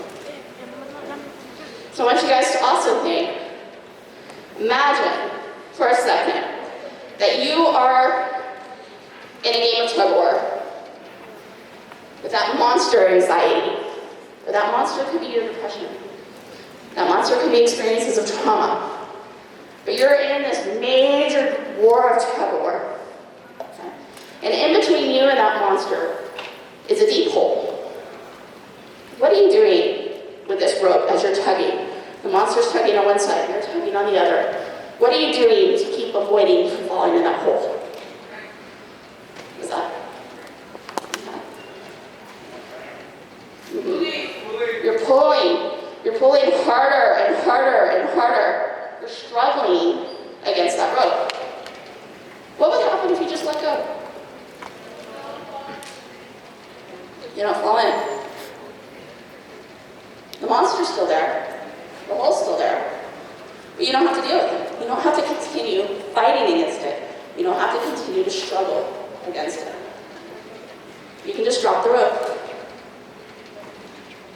That sounds a lot easier than it really is when it comes to our thinking, though, right? No. But it is possible. Alright, so what we want to do as I'm talking about this is we want to break up that connection between our thoughts, feelings, and our emotions. I just repeated myself. Our thoughts, feelings, and behaviors. Okay? We want to be able to separate it out so that we don't sit there and we don't have them fused together so that they're controlling our actions. We want to be able to look at our emotions as a signal. We want to be able to look at our thoughts and say, okay, I'm noticing I feel this way. And we want to be able to make a wise choice on how we're going to respond to that. So now we're going to get into coping mechanisms.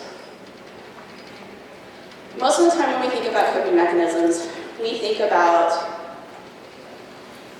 simple things that we do when we're having a bad day. We might listen to music. We might talk to our friends. We might zone out in front of the newest video game. Okay. But are they really helping us get over the struggle? No. So the ones that we're going to talk about is how do we continue to drop the rope? How do we continue to not struggle over and over again? Now that doesn't mean that any of those coping skills are bad. They're helpful when you need them. And these are things that we're getting into called resilience. So when you think about resilience, I want you to imagine that we all come with our own strong brick wall. Now it's not to hide behind, it's a form of protection. So as we're doing that, our resilience may be things that happen naturally within our environment. It can be our support systems, our families, our friends, our teachers, our counselors. It could even be your pet. It could be your next door neighbor. Those people that you turn to when you're having a bad day who can help you and support you. The environmental stuff may be those things, those coping strategies that you turn to when you just want to relax. We also look at those that are natural, those that occur, that we are born with. Some of us are just more capable of handling stress than others. Some of us, like me, are just a little more sensitive. So when we're faced with a stressor, it's even harder to struggle with it. And we also have ones that we learn over time. We learn that from people teaching us. We learn it by watching other people. But we also have the ones that are part of our self-care. Now this is a really hot topic for me. This is one of my biggest pet peeves. Something that I start off with every single client who comes in to talk to me. So what do you do to take care of yourself? And most people can't answer that question. That's sad, isn't it? What do you do to take care of yourself? I don't know. What do you eat every day? Sometimes, but I forget. How many hours a night do you get to sleep? I don't know. Sometimes I'm up all night. So going back to that self-care. When you think about self-care, I want you guys to remember the acronym HALT. H-A-L-T. When we want to take care of ourselves, we have to deal with our hunger. We have to manage our anger. Okay? And I just lost the L. The T is tired. All right, but we also need to be able to, lonely. Sorry, we have to take care of our loneliness. And we have to be able to do the things that help us just feel good physically. How many of you say that you get at least 8 hours of sleep a night? Sometimes. Man, I'm only seeing like maybe 10 hands in this whole room. Self-care, people. You gotta take better care of yourselves. How many of you eat at least 3 times a day? Okay. How many of you, when you eat that though, it's nothing but junk food? Okay. Alright. Some of those hot Cheetos and Takis need to kind of go away. I'm just as bad at those. Okay. But being able to eat healthy meals. How many of you, when you feel lonely, you have somebody to talk to, you have somebody in those supports? Okay, a few of you. But focusing on our self-care. Okay. Alright, so we already saw the one side of the picture here, the diffusion, of how we have those thoughts and emotions coming together, we're reacting to them. We're not necessarily making wise choices. The diffusion is when we notice those thoughts and emotions. We just experience them. We accept them, and we make a wise choice. So how do we actually do that? All right, I gotta come back here to my cheat sheet. Because more than 20 years doing this, my brain isn't work as well as it should. All right.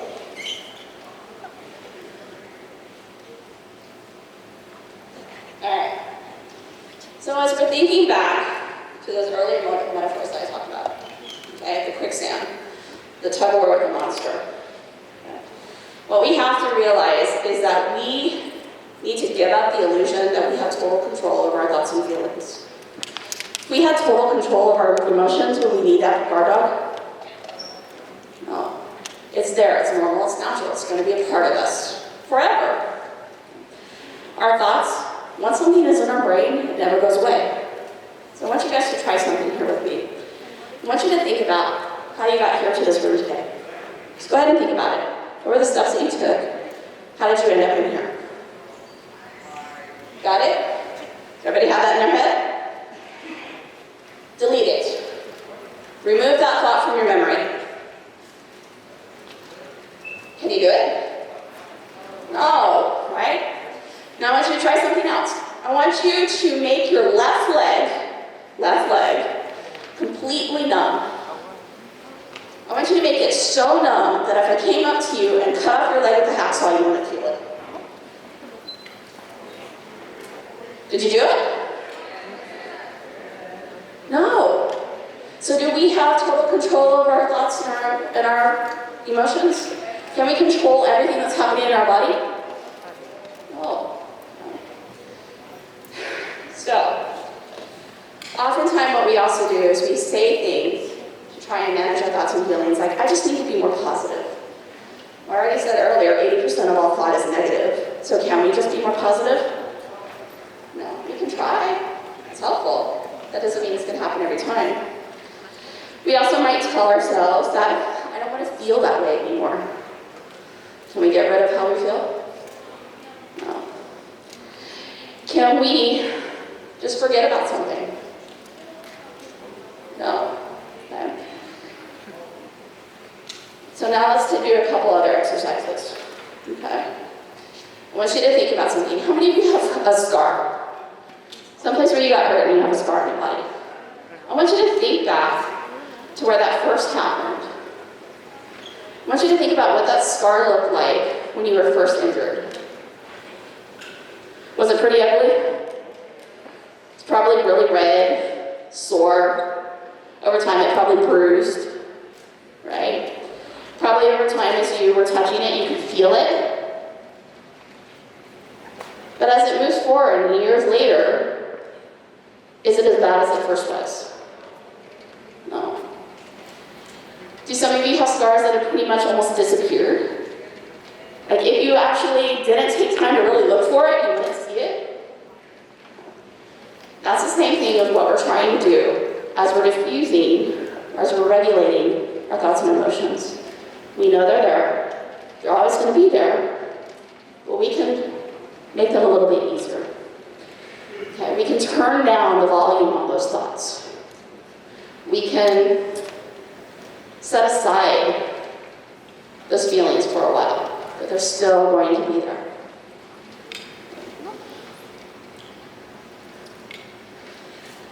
So a new coping strategy that we're going to try. Okay, this is mindfulness. Now, this is a fancy term, but basically all it means is being present in the moment. Most of us are not present during our day. Okay, I bet when you're in class, you're thinking about what you'd much rather do when you get home for the day, right? I do that at work too. I'm not gonna lie. There's plenty of time I'm just sitting there staring at my computer screen going, oh, how much longer until it's 5 o'clock? It's normal, it's natural. Our brains do what they want to do. But mindfulness is about helping us be present in the moment, about being able to focus, and about not, again, giving in to what's going on up inside of our heads. Some people think of mindfulness as meditation. It's actually something separate. But mindfulness are a bunch of different tricks that we can do to help us, again, stay in the moment. All right. So I'm going to do another little exercise for you. Hold up your hand, either one of your hands, okay? And just look at it. Just notice all the lines on your hand. Mine are getting a little wrinkly in my old age. Okay. Notice the texture of your skin. Do you have any scars on your hand? Any marks? Okay. Now slowly roll your hand into a fist. How does that change the way your hand looks? The way your hand feels? Does it change any color on your hand?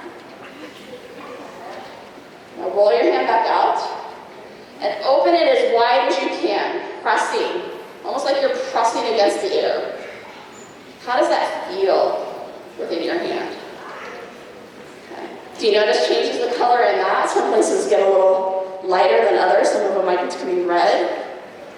Okay. Now as you're looking at your hand, are you thinking about anything else? Okay, some of you said yes, some of you said no. If you're saying yes, you're right. If you're saying no, you're right. But we're focusing instead of what's up here on our hand. So whenever those thoughts come in and try to distract us from what it is that we're doing, you just say, okay, I noticed you, God, and come back again to the present moment. Another turn of mindfulness. Okay. It's focusing on our senses. And I left my clicker up here.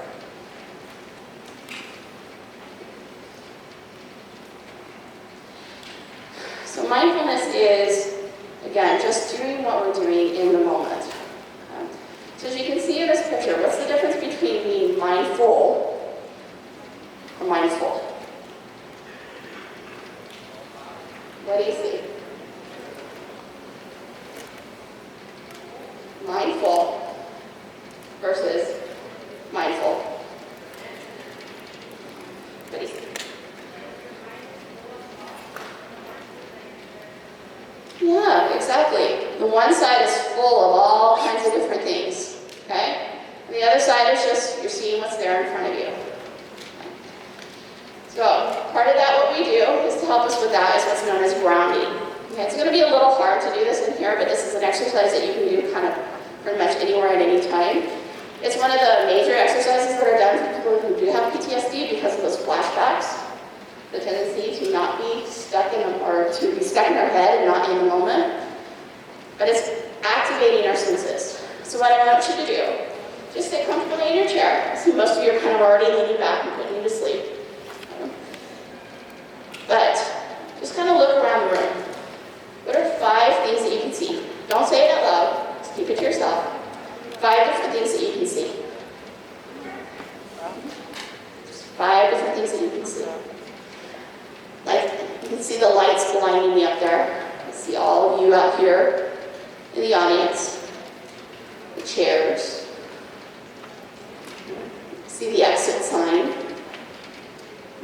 sign over there. What are 4 things that you hear? Again, don't have to say it out loud, just think it. 4 things that you hear. One of them is probably my voice.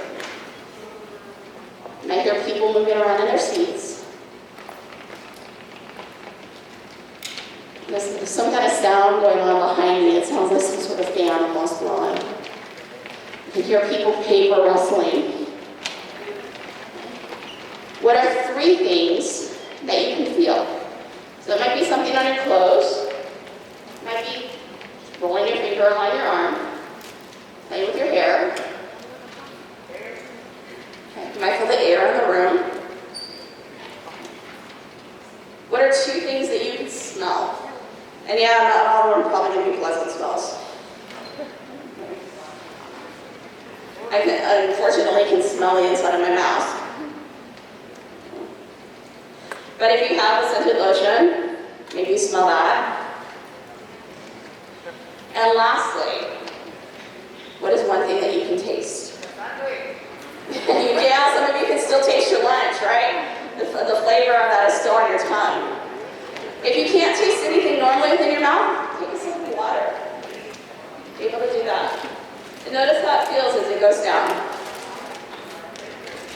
But again, you're using your senses to bring yourself back from the present moment.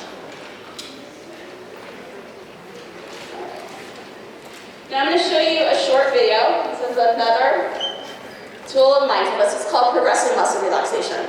Now you can do this if you want, you don't have to. Okay, but this is a way of, again, getting just in tune with our body and being able to kind of help us get through being focused in the moment. I hope.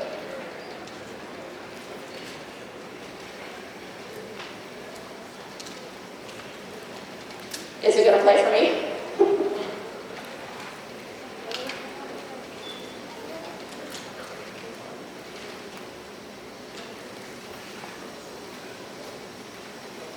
Hear it.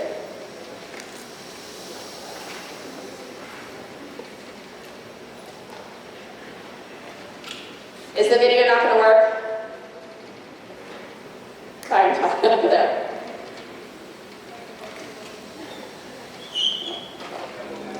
There it is.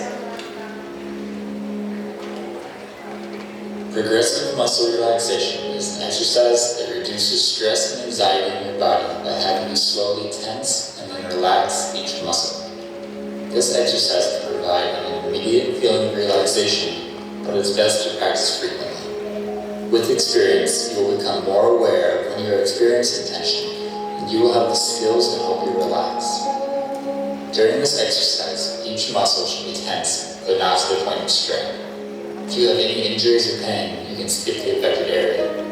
Pay special attention to the feeling of releasing tension in each muscle and the resulting feeling of relaxation. Let's begin. Sit back or lie down in a comfortable position. Shut your eyes if you're comfortable doing so.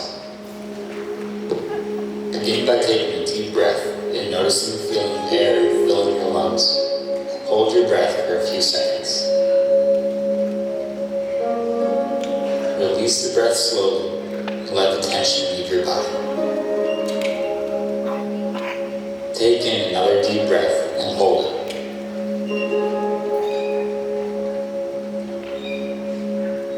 Again, slowly release the air. Even slower now, take another breath. Fill your lungs and hold the air.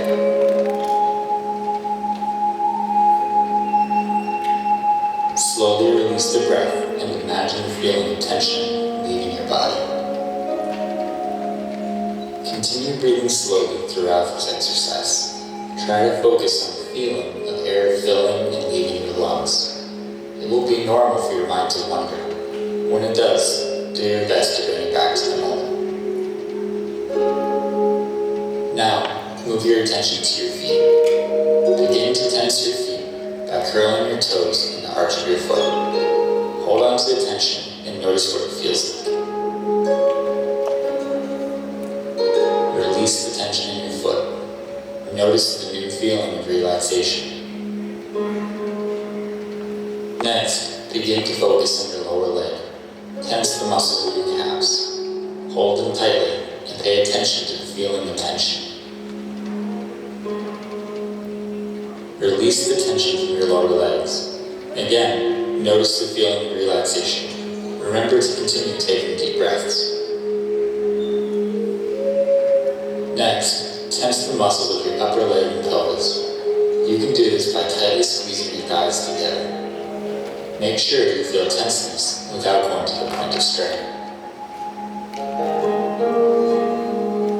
And release. Feel the tension leave your muscles. Begin to tense your stomach and chest. You can do this by sucking your stomach in. Squeeze harder and hold the tension.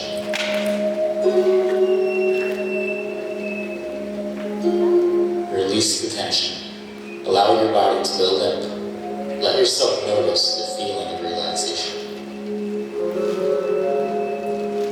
Continue taking deep breaths. Breathe in slowly, noticing the air fill your lungs, and hold it. Release the air slowly. Feel it leaving your lungs. Next, tense the muscles in your back by bringing your shoulders together behind you. Hold them tightly.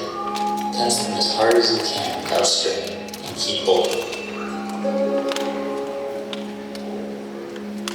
Release the tension from your back. Feel the tension slowly leaving your body, and a new feeling of relaxation taking its place. Notice how different your body feels when you allow it to relax. Tense your arms all the way from your hands to your shoulders. Make a fist and squeeze it all the way up your arm. Hold it. Release the tension from your arms and shoulders. Notice the feeling of relaxation in your fingers, hands, arms, and shoulders.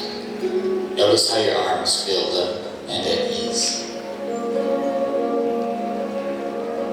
Move up to your neck and your head. Tense your face and your neck by distorting the muscles around your eyes and mouth.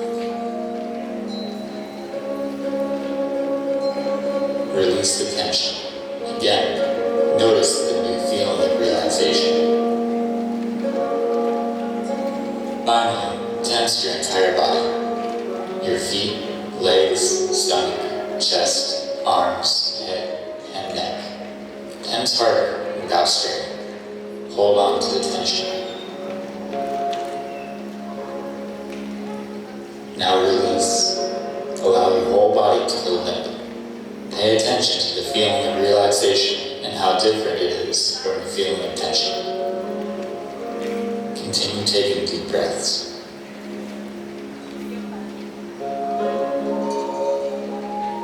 Begin to wake your body up by slowly moving your muscles. Adjust your arms and legs. Stretch your muscles and open your eyes when you're ready. You've completed the progressive muscle relaxation exercise. Repeat this exercise daily to experience the ongoing benefits of relaxation. So those of you that tried this activity, how did it feel? Does your body feel a little more relaxed? Right. So again, that connection between the emotions and the thoughts, it also impacts how our body feels. We build that tension up inside of us, and it has to find a way to release itself. So progressive muscle relaxation is one way to be mindful, to be present in the moment, while also finding ways to release that tension that builds up in our body.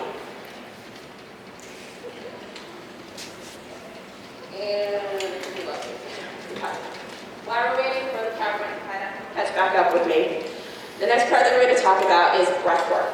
Okay? Now, oftentimes one of those first activities that people tell you whenever you're upset is just breathe, right? Now, a lot of people, when they hear that, like, stop telling me how to breathe, I know how to breathe. But the reality is we really don't. What often happens when we're dealing with stressful situations is our breath begins to change. Remember that guard dog is acting up, it's getting our body prepared to fight, flight, and so on and so forth. So our breathing is going to change along with that. Our breath is one of the most powerful tools that we have towards regulating ourselves. Okay? There's many different ways to do that. And it's about what works best for you. We're going to try one just right now. So again, I want everybody to get comfortable in their seats. But if you're slumping down, I want you to sit up straight. Okay, make sure that your body is open, because if your chest is not open, your lungs aren't open, you're not going to be able to take a deep breath. Okay. So I want you to imagine that inside your belly is a balloon. Now when we blow up balloons, and we're causing that balloon to expand, can we do it really fast? We end up getting headaches if we try to blow up that balloon pretty fast, right? Okay. And also when we're expelling that air, or we're letting the air out of the balloon, if we just let it go, what happens to that balloon? It'll be flying all over the place. Okay? So imagine you have that balloon inside your belly. So I want everybody just to take a nice, slow, deep breath in through your nose. Feel the balloon fill, and slowly release it.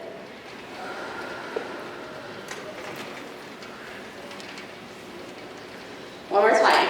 Slowly in through your nose. Fill the balloon, and slowly release it. How does that breath feel different than normal breathing?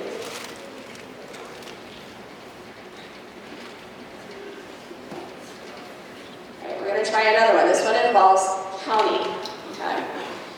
So if you can't count the whole time, that's okay. You can't hold it the whole time. It's what's comfortable for you. But we're going to breathe in for 4, hold for 3, breathe out for 4, hold for 3, and then do it again. Okay? So what I'd like for you to do again, just first take in just a breath, just expel all that bad air. Let it all out. Now in through your nose. 1, 2, 3, 4. Hold. 2, 3. Out. 2, 3, 4. Hold. 2, 3. One more time in through your nose. 2, 3, 4. Hold. 2, 3. And out. 2, 3, 4. Hold. 2.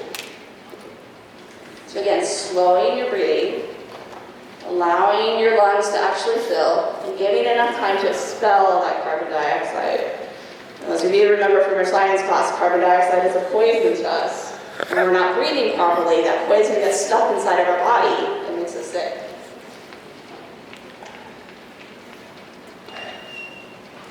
Before we get into this one, sorry about that, I'm going to do one more breathing exercise. Okay. Now this one, I want you to imagine you're blowing a bubble. Okay. So again, if you're blowing a bubble, can you blow the air out pretty quickly? No, what's going to happen to that bubble if you blow it out too quickly? It's going to pop. Okay? So take that breath in. Imagine you're blowing the bubble, blow it out nice and slow. Picture that bubble expanding. Alright. So meditation. We're just going to do one meditation exercise because we're kind of winding down here on time. And again, I'd like for you all to just get comfortable in your chair. Close your eyes if you want to. If you don't feel comfortable closing your eyes, just stare at one focus point in front of you or down in your lap. And again, kind of sit up as straight as you can so you're allowed to breathe. You're not getting that breath caught. This is a guided meditation. Meditation comes in lots of different forms, but guided is where people are actually walking through it. So as your eyes are closed, or as you're focused, I want you to imagine that you're sitting along the edge of the river. And as you're sitting along the river edge, the water's just softly flowing by. And in that water, there are leaves. And you're watching the current take the leaves down in front of you.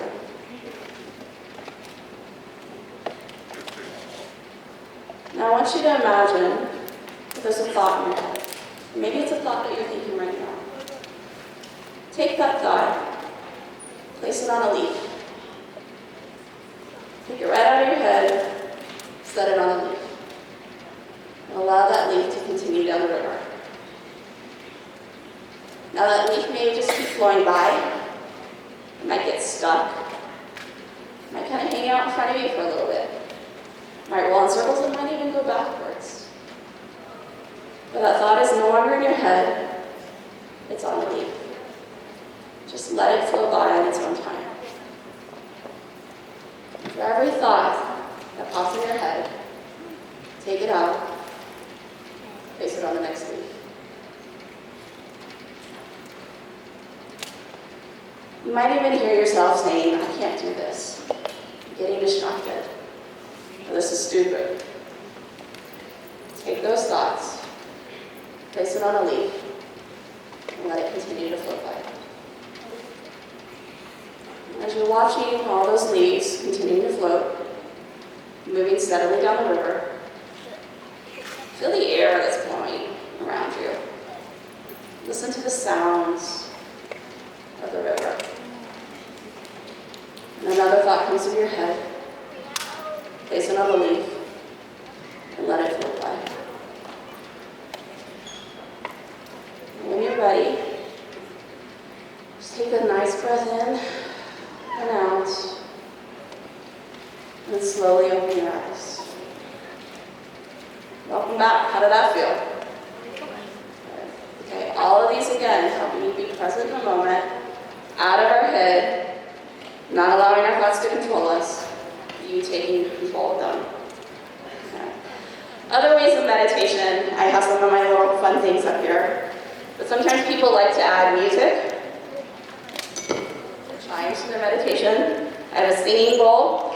Other people may involve crystals, and it is well too. This is a chakra crystal. And being able to help align the chakras as they're doing different meditation. It's up to you to explore. It's up to you to figure out if it's something that works for you. But it's about doing what works best. Okay. And lastly, movement. We're going to do one really quickly. I just want everybody to please, if you want to, go ahead and stand up. And up, stretch it out. I put you to sleep with all this meditation and deep breathing. Right, so stand up, shake it out. Again, things get stuck inside of us, so sometimes we need to move, right? Alright, so we're going to do an activity called eagle arms. So I'm not going to be able to do it as well because I have to keep the microphone in front of you. But what I'd like for you to do is just your arms out to the side, stretching your fingers, kind of wiggle them a little bit. Now put your arms back as far as you can go, as comfortable as it is. Don't force it. Now you may feel like your head wants to drop forward or pull back. Keep it straight. Alright, how does that feel? You guys feel it pulling? Alright, now slowly bring your arms back towards center. As fast or as slow as you want to. Now some of you have brought your arms fully together. Some of you have them in front of you like this. Some of you just keep them apart. Whatever it is that's comfortable. But as your arms are in front of you, I want you to take 3 deep breaths, however you choose to. 1 in and out. In and out. All right, how does that feel? Are we awake now? All right, okay. And I'm gonna skip ahead a little bit here. Ultimately, what I want you guys to remember is that we all have our monsters. We can't get rid of our monsters, but we can learn how to live with them. And hopefully some of these tools that you learned today will help you do just that. So thank you all.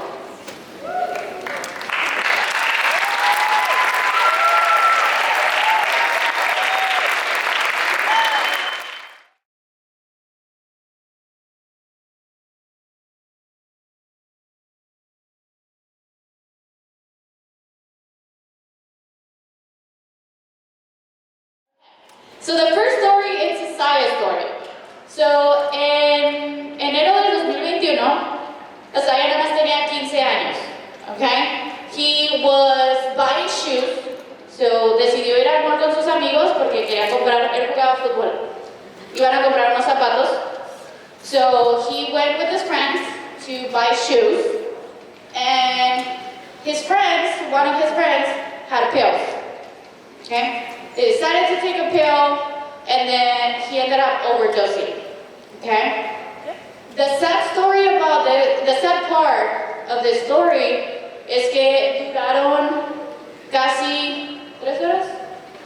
Casi 3 horas en que sus amigos dijeran algo le está pasando y que le hablaran a alguien. Okay? So they just thought that he fell asleep, and he was sitting in the middle of the mall taking a nap, and it took forever to call 911. So he ended up going to the hospital, okay, and overdosing.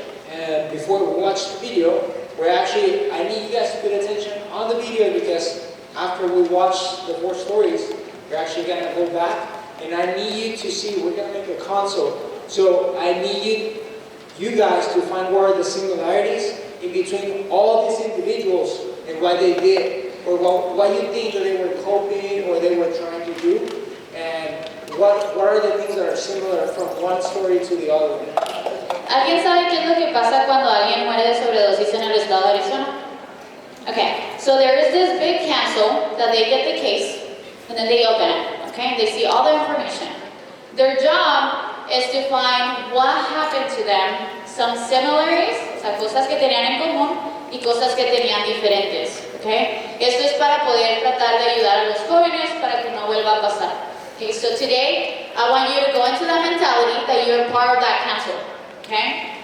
Everybody good with that? Entonces vamos a encontrar cosas similares y cosas diferentes. Yes? Okay. You want to read the second one? The second story we have, David. Esto pasó en el 2020, 2 años. Todas estas historias son cosas que pasaron recientemente, right? Like, I'm not talking about a story from 10 years ago. David, he was a 14-year-old who lived in Yavapai County. He used drugs to cope with sadness and anxiety. Ya había estado antes en la cárcel, no era alguien que era nuevo en las drogas, era alguien que ya había pasado por ahí. Ya había pasado antes por un OD o overdose. Esta vez fue una sobredosis en fentanyl, y su mamá lo único que dijo después de todo eso es de que tú no sabes lo que estás haciendo y qué tan fácil se puede llevar tu vida. Right? You do not know what you are getting into and how easily you can take your life. Okay. Can someone guess what's the age that youth start using? 15? 14? Okay. Let me see. I'm going to pick someone from this side, and this side, okay? Yes. 13. What do you got? 14. What do you got? 14? Okay. So 13 and 14. 88? Is that right? Oh, 88. Oh, I went back. That's why it's not working. Sorry, guys. Okay. There we go.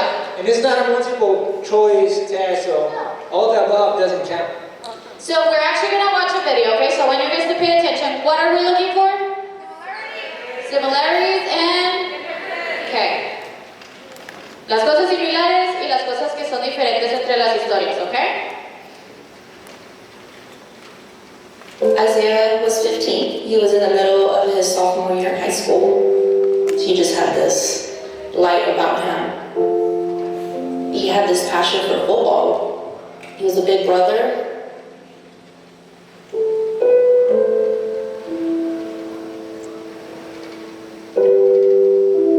I get notification from a family member that there's a picture of Isaiah passed out circulating on Snapchat. And I said, well, what happened? They're saying that he took a pill. You know, he went to go lay down and he just wouldn't get back up. These kids waited about an hour or so before they even called 911. I just couldn't believe that. Why wouldn't you call 911?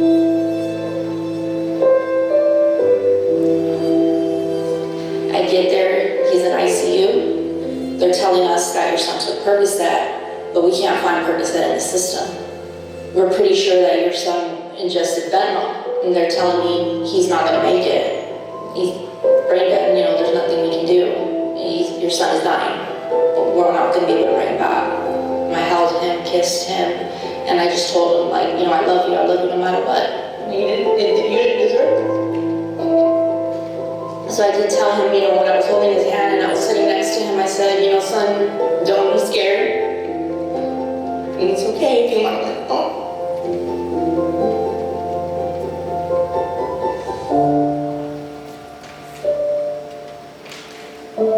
It's extremely important, you know, if you see somebody that needs help, you know, don't be scared to call, because, you know, there are laws that protect you from getting in trouble. Every second when someone's not breathing counts, every second, every moment. I don't know if Isaiah would have made it had they called 911 right away, but they did take that chance away from him when they decided to wait. I just hope that other parents, you know, maybe can talk to their children to prevent this from happening to their child. One mistake cost my son his life. Isaiah didn't want to die. You know, fentanyl changes everything.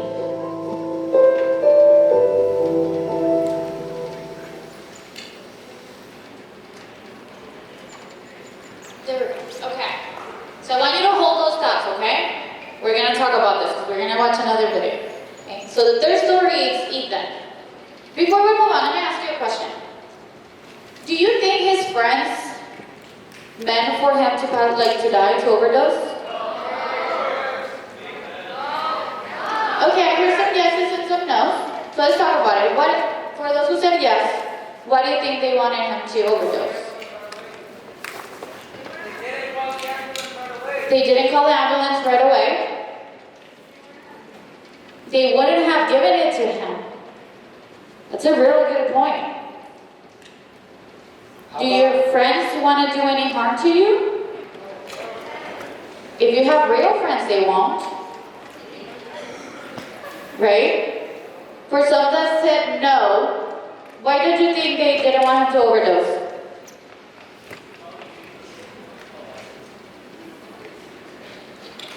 Maybe they didn't call the ambulance because they were scared? Yes.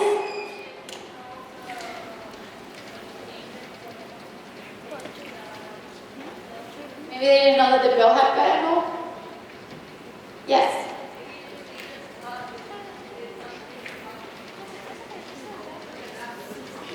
You guys saw the picture that was on, so that's not the actual picture that was on social media. That was on Snapchat. Did he look like he was overdosing? He looked like he was taking a nap, right? So maybe they didn't even notice, like, oh, maybe he's just tired. Did we have any more hands? Yes.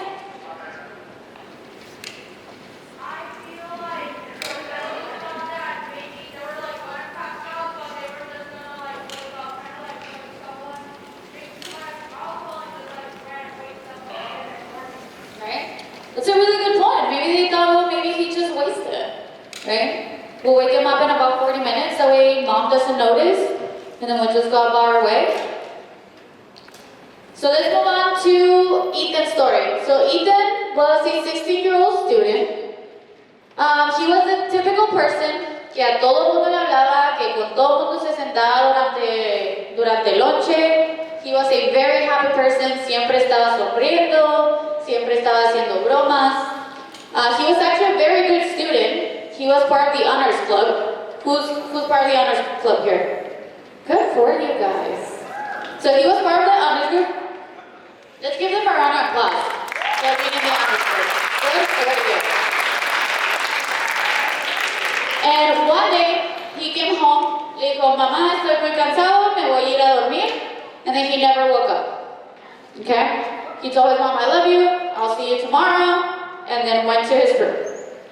And something that I want you to keep in your heads is that all these videos that we're showing, they're not actors, no es gente que le pagaron, no es gente que estaba tratando de agarrar atención. this is real people that is sharing these experiences because they don't want your parents to have to go through. Yeah. So let's now look at Ethan's story. One of those kids who was so kind. He was 16. He got along with everyone, funny as could be. He just enjoyed being around people. He loved sports. He was just going to go hang out with some friends. He wanted to come home early and get a good night's sleep. So he went out. He came back at 10:15. He said, "Good night, Mom. See you in the morning. Love you." And my response was, "I love you too." I got to the bottom of the stairs and I just couldn't move. I truly just asked God to get me up the stairs.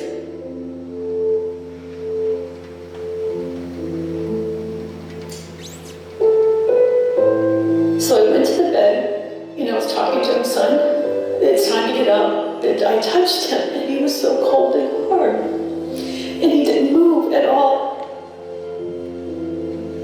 Next thing I knew, there were 5 responders, 2 on either side of his bed, and I just looked at them and I said, "You're stronger than me, please wake him up, I can't get him up." Your head doesn't go that my son has died.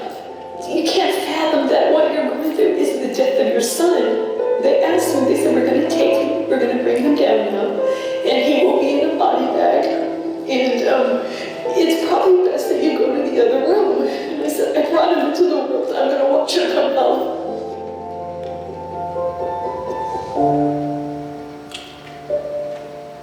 My whole world flipped.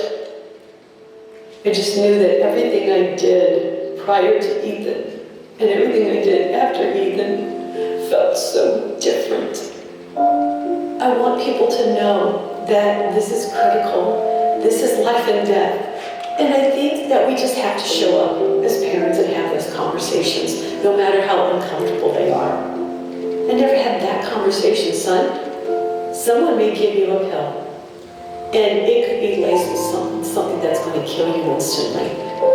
Having a hard conversation is so much easier than sitting in my seat. Every day, I miss him. Every day, my heart breaks.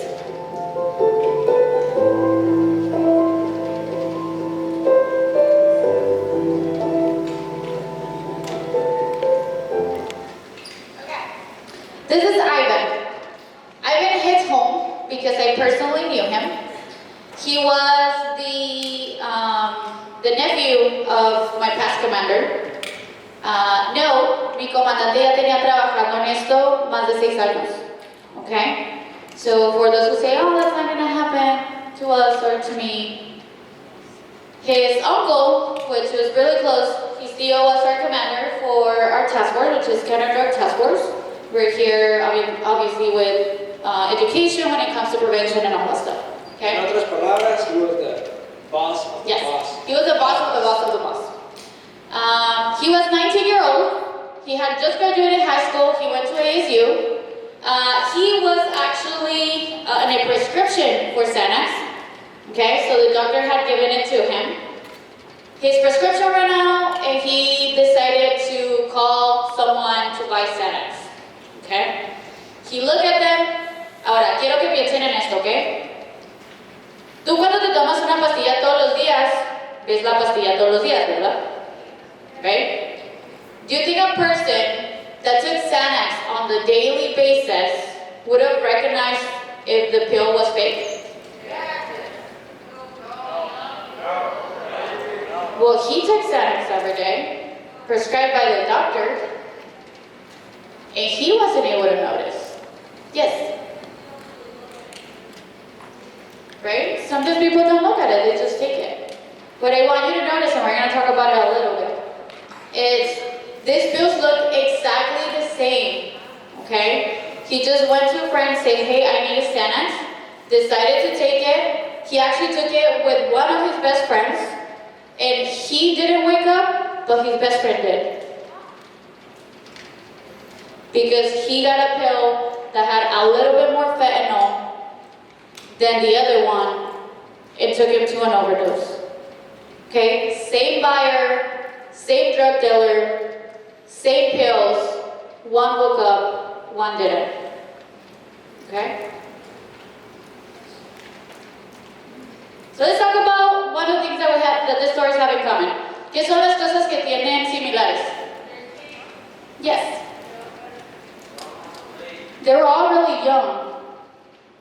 Yes. They all died. They all overdosed. You make a really good point. They're all dead. Yes. They were all with friends. Yes.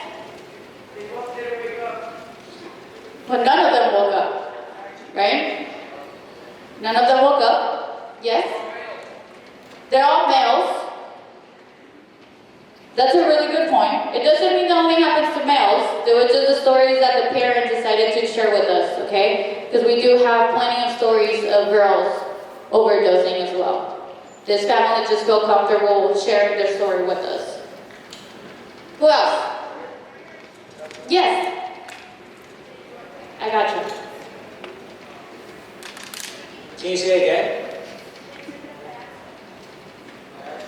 They took it by accident? Okay, do you think that when they took it, they were like, oh, I'm gonna overdose with this? Not right. So they took it by accident? Yes. What was that? They all died from fentanyl. Is that what you were gonna say? They got no? Yes. I couldn't hear you. None of them knew that their pills had fentanyl. Why is that so important? If I come to you and say, hey, this pills have fentanyl, ¿te lo tomarías? ¿Quién tenía la mano también ahí atrás? Thank you. I can't see anything without that. Yes. They all died from fentanyl and they're all like accidents? They all died from fentanyl, so from an overdose from fentanyl, y todos fueron accidentes. Yes. They all have what? It all happened so quickly.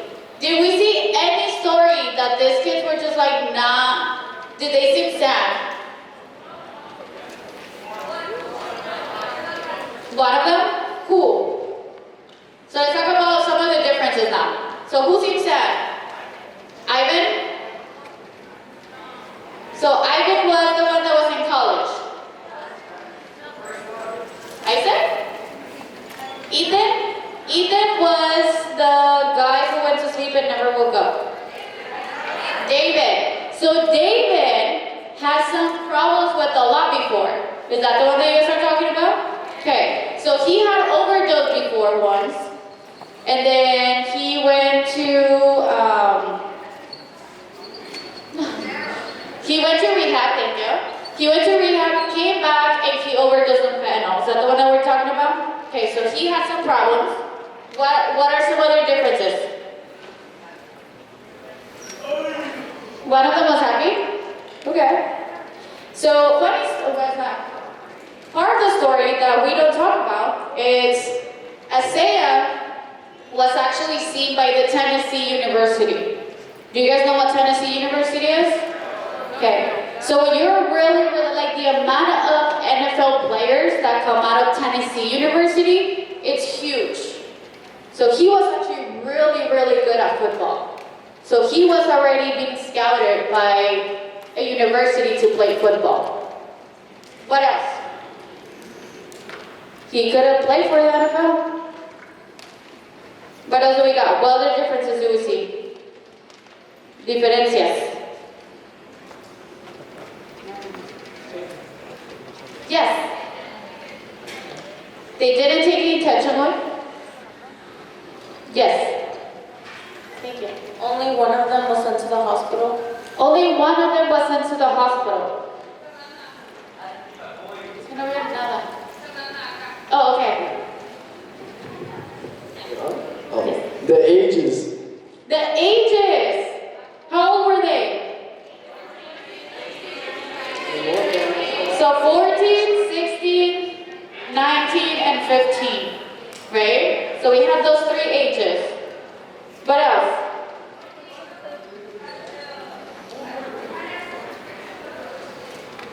So one of them had a Xanax prescription. So he had actually gone to the doctor prescribed something for him. However, the one that killed him wasn't from the doctor.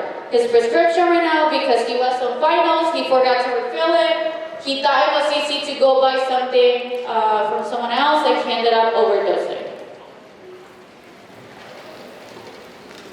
Okay, who knows what an opioid is? So we keep talking about fentanyl, right? And some of you, it's okay if you don't know what fentanyl is. So we're gonna break it down a little bit. So let's talk about opioids. You got your prescriptions, which we already talked about. So prescription opioids can be prescribed by a doctor. This is usually when you get hurt. A mucha gente se los dan cuando le quitan las muelas del juicio, cuando te lastimas, lo que sea, vas al doctor y te recetan algo. Okay? Those are your prescription drugs. Everybody good with that? Yes? Okay. And then we move on to fentanyl. Why do you think fentanyl is such a huge problem? Yes? I like that you read. I appreciate that. So fentanyl can be 50 times to 100 more potent than morphine. Okay? For those who never had morphine, and I hope you don't, because if you get morphine, it means that you get hurt really bad. It is really, really, really potent, okay? Morphine is the type of medication that they give to patients who are like dying of cancer, okay, that just can't deal with their pain anymore. They usually give them morphine. That's how strong it is, okay? Una cosa que, para que se den una idea, why you don't tell them how much fentanyl they need to kill a person like that? Yes, let's talk about it. Before we move on to overdosing a body of my brother's size, let's talk about heroin, okay? Who here has heard about heroin? Is it good or bad? Bad. Why is it bad? It's illegal to start with, yes. What else? Thank you. A lot of people don't know that heroin is an opioid. Do you guys know that? Okay, so a lot of people start addictions with, let's go back to Euphoria, okay? So she started with the pain medication that her dad had, right? And then that just didn't do it for her anymore. Ya no lo sentía. So she decided to go for something else. Okay, and then something else, right? So heroin is the illegal version of opioids. Let's talk about how much it takes to kill someone, okay? Aquí le gusta ponerle sal a los tacos. Okay. Si agarras el salero y lo haces hacia la mesa, si agarras de 8 a 12 gramitos, o sea, los granos de sal, eso es lo que necesitas de fentanilo para matar a una persona de ese tamaño. When you're dying, when your body's shutting down, your body's pulling all your blood to your essential organs for you to stay alive, okay? So that's why your phalanges go numb, okay? They go purple. Los labios, los dedos, las uñas, todo eso, okay? And then you're gonna start seeing them shake, just like if it's really, really, really cold, okay? You're gonna see like they're kind of, sometimes you see them like they're kind of drunk, okay? They're hitting everything, they don't kind of like, they can't stand straight, they can't walk straight. Pinpoint pupils. So if you grab your phone and you do a light to their eye, sus pupilas van a estar súper, súper, súper chiquitas. ¿Okay? ¿Sí saben cuál es la pupila? Okay. Tu ojo, sí. La bolita dentro del ojo. Ahora, mucha gente no sabe, pero el estado de Arizona pasó una ley que se llama the Good Samaritan Law, okay? It protects you. If you call 911, you won't get in trouble if someone is overdosing. Do you guys know that? Okay. I'm going to skip that video. Pretty much what it says if you call 911, you won't get in trouble because you're saving a life, okay? They're not gonna take you to jail because you guys were doing drugs or so on and so forth. Any questions?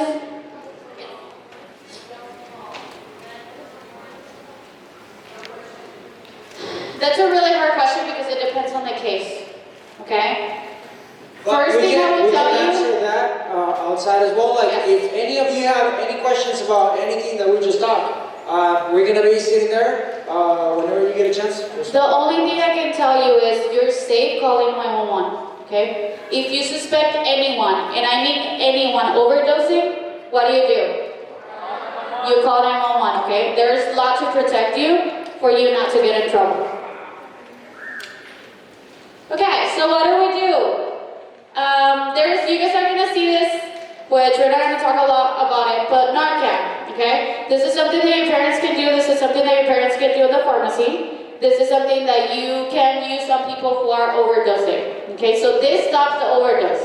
A lot of people, the only point that I wanna make with Narcan is it does not stop the overdose. It pauses it, okay? So that person still needs help.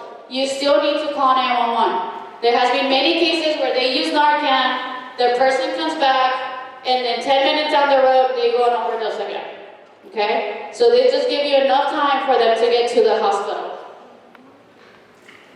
How do you get naloxone? We do have Campesinos Sin Fronteras.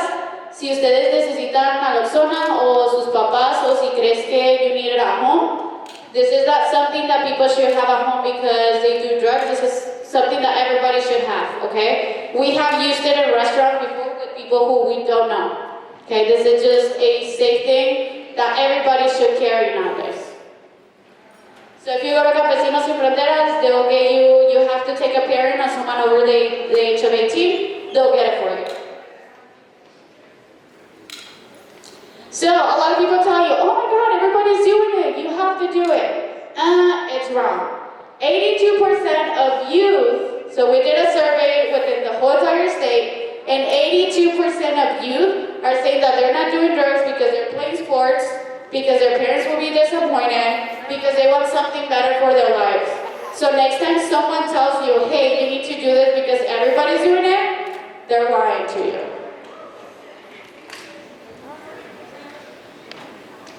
Again, we talked about it. How much does it take for you to overdose? So 8 to 12 for his body size. For me, it's probably for like 5 to 8. So 3 to 5, right? Do we want to take the chance to have 3 of those drinks in a pill that we're taking? I wouldn't. I like my life too much to let someone else tell me that I don't deserve to be here. Okay? Now, we did have to rush it because we took a little longer, but we are going to be right outside. So if you guys have any questions whatsoever, please come and talk to us, okay? We're not here to tell you what to do. We're not here to tell you what not to do. We're here to give you information because you guys are old enough to make your own decisions now, and we hope that you guys make the right one when the time comes. Okay? Thank you so much for having us and for listening to us.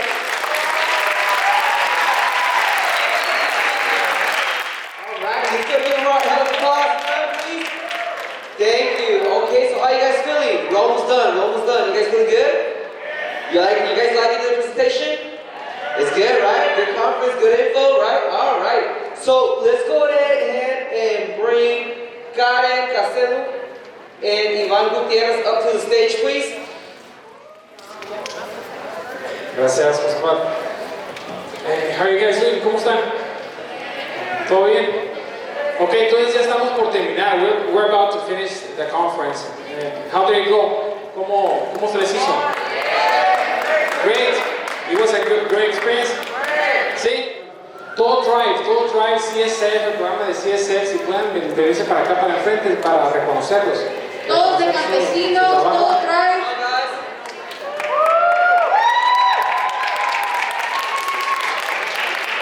I want to ask you to recognize all middle school staff members, también South High School staff members. If you can come forward and be recognized para aquí en el stage, todos los teachers, todos que trabajan con nosotros, principals. Peer educators. Peer educators también. Okay, entonces, first of all, you guys have to know the people in charge of everything. Those, they were part of the planning process and the implementation process. Entonces todos ellos son los que fueron parte de todo esto. They were able to make all this happen. Así que un fuerte aplauso para todos ellos.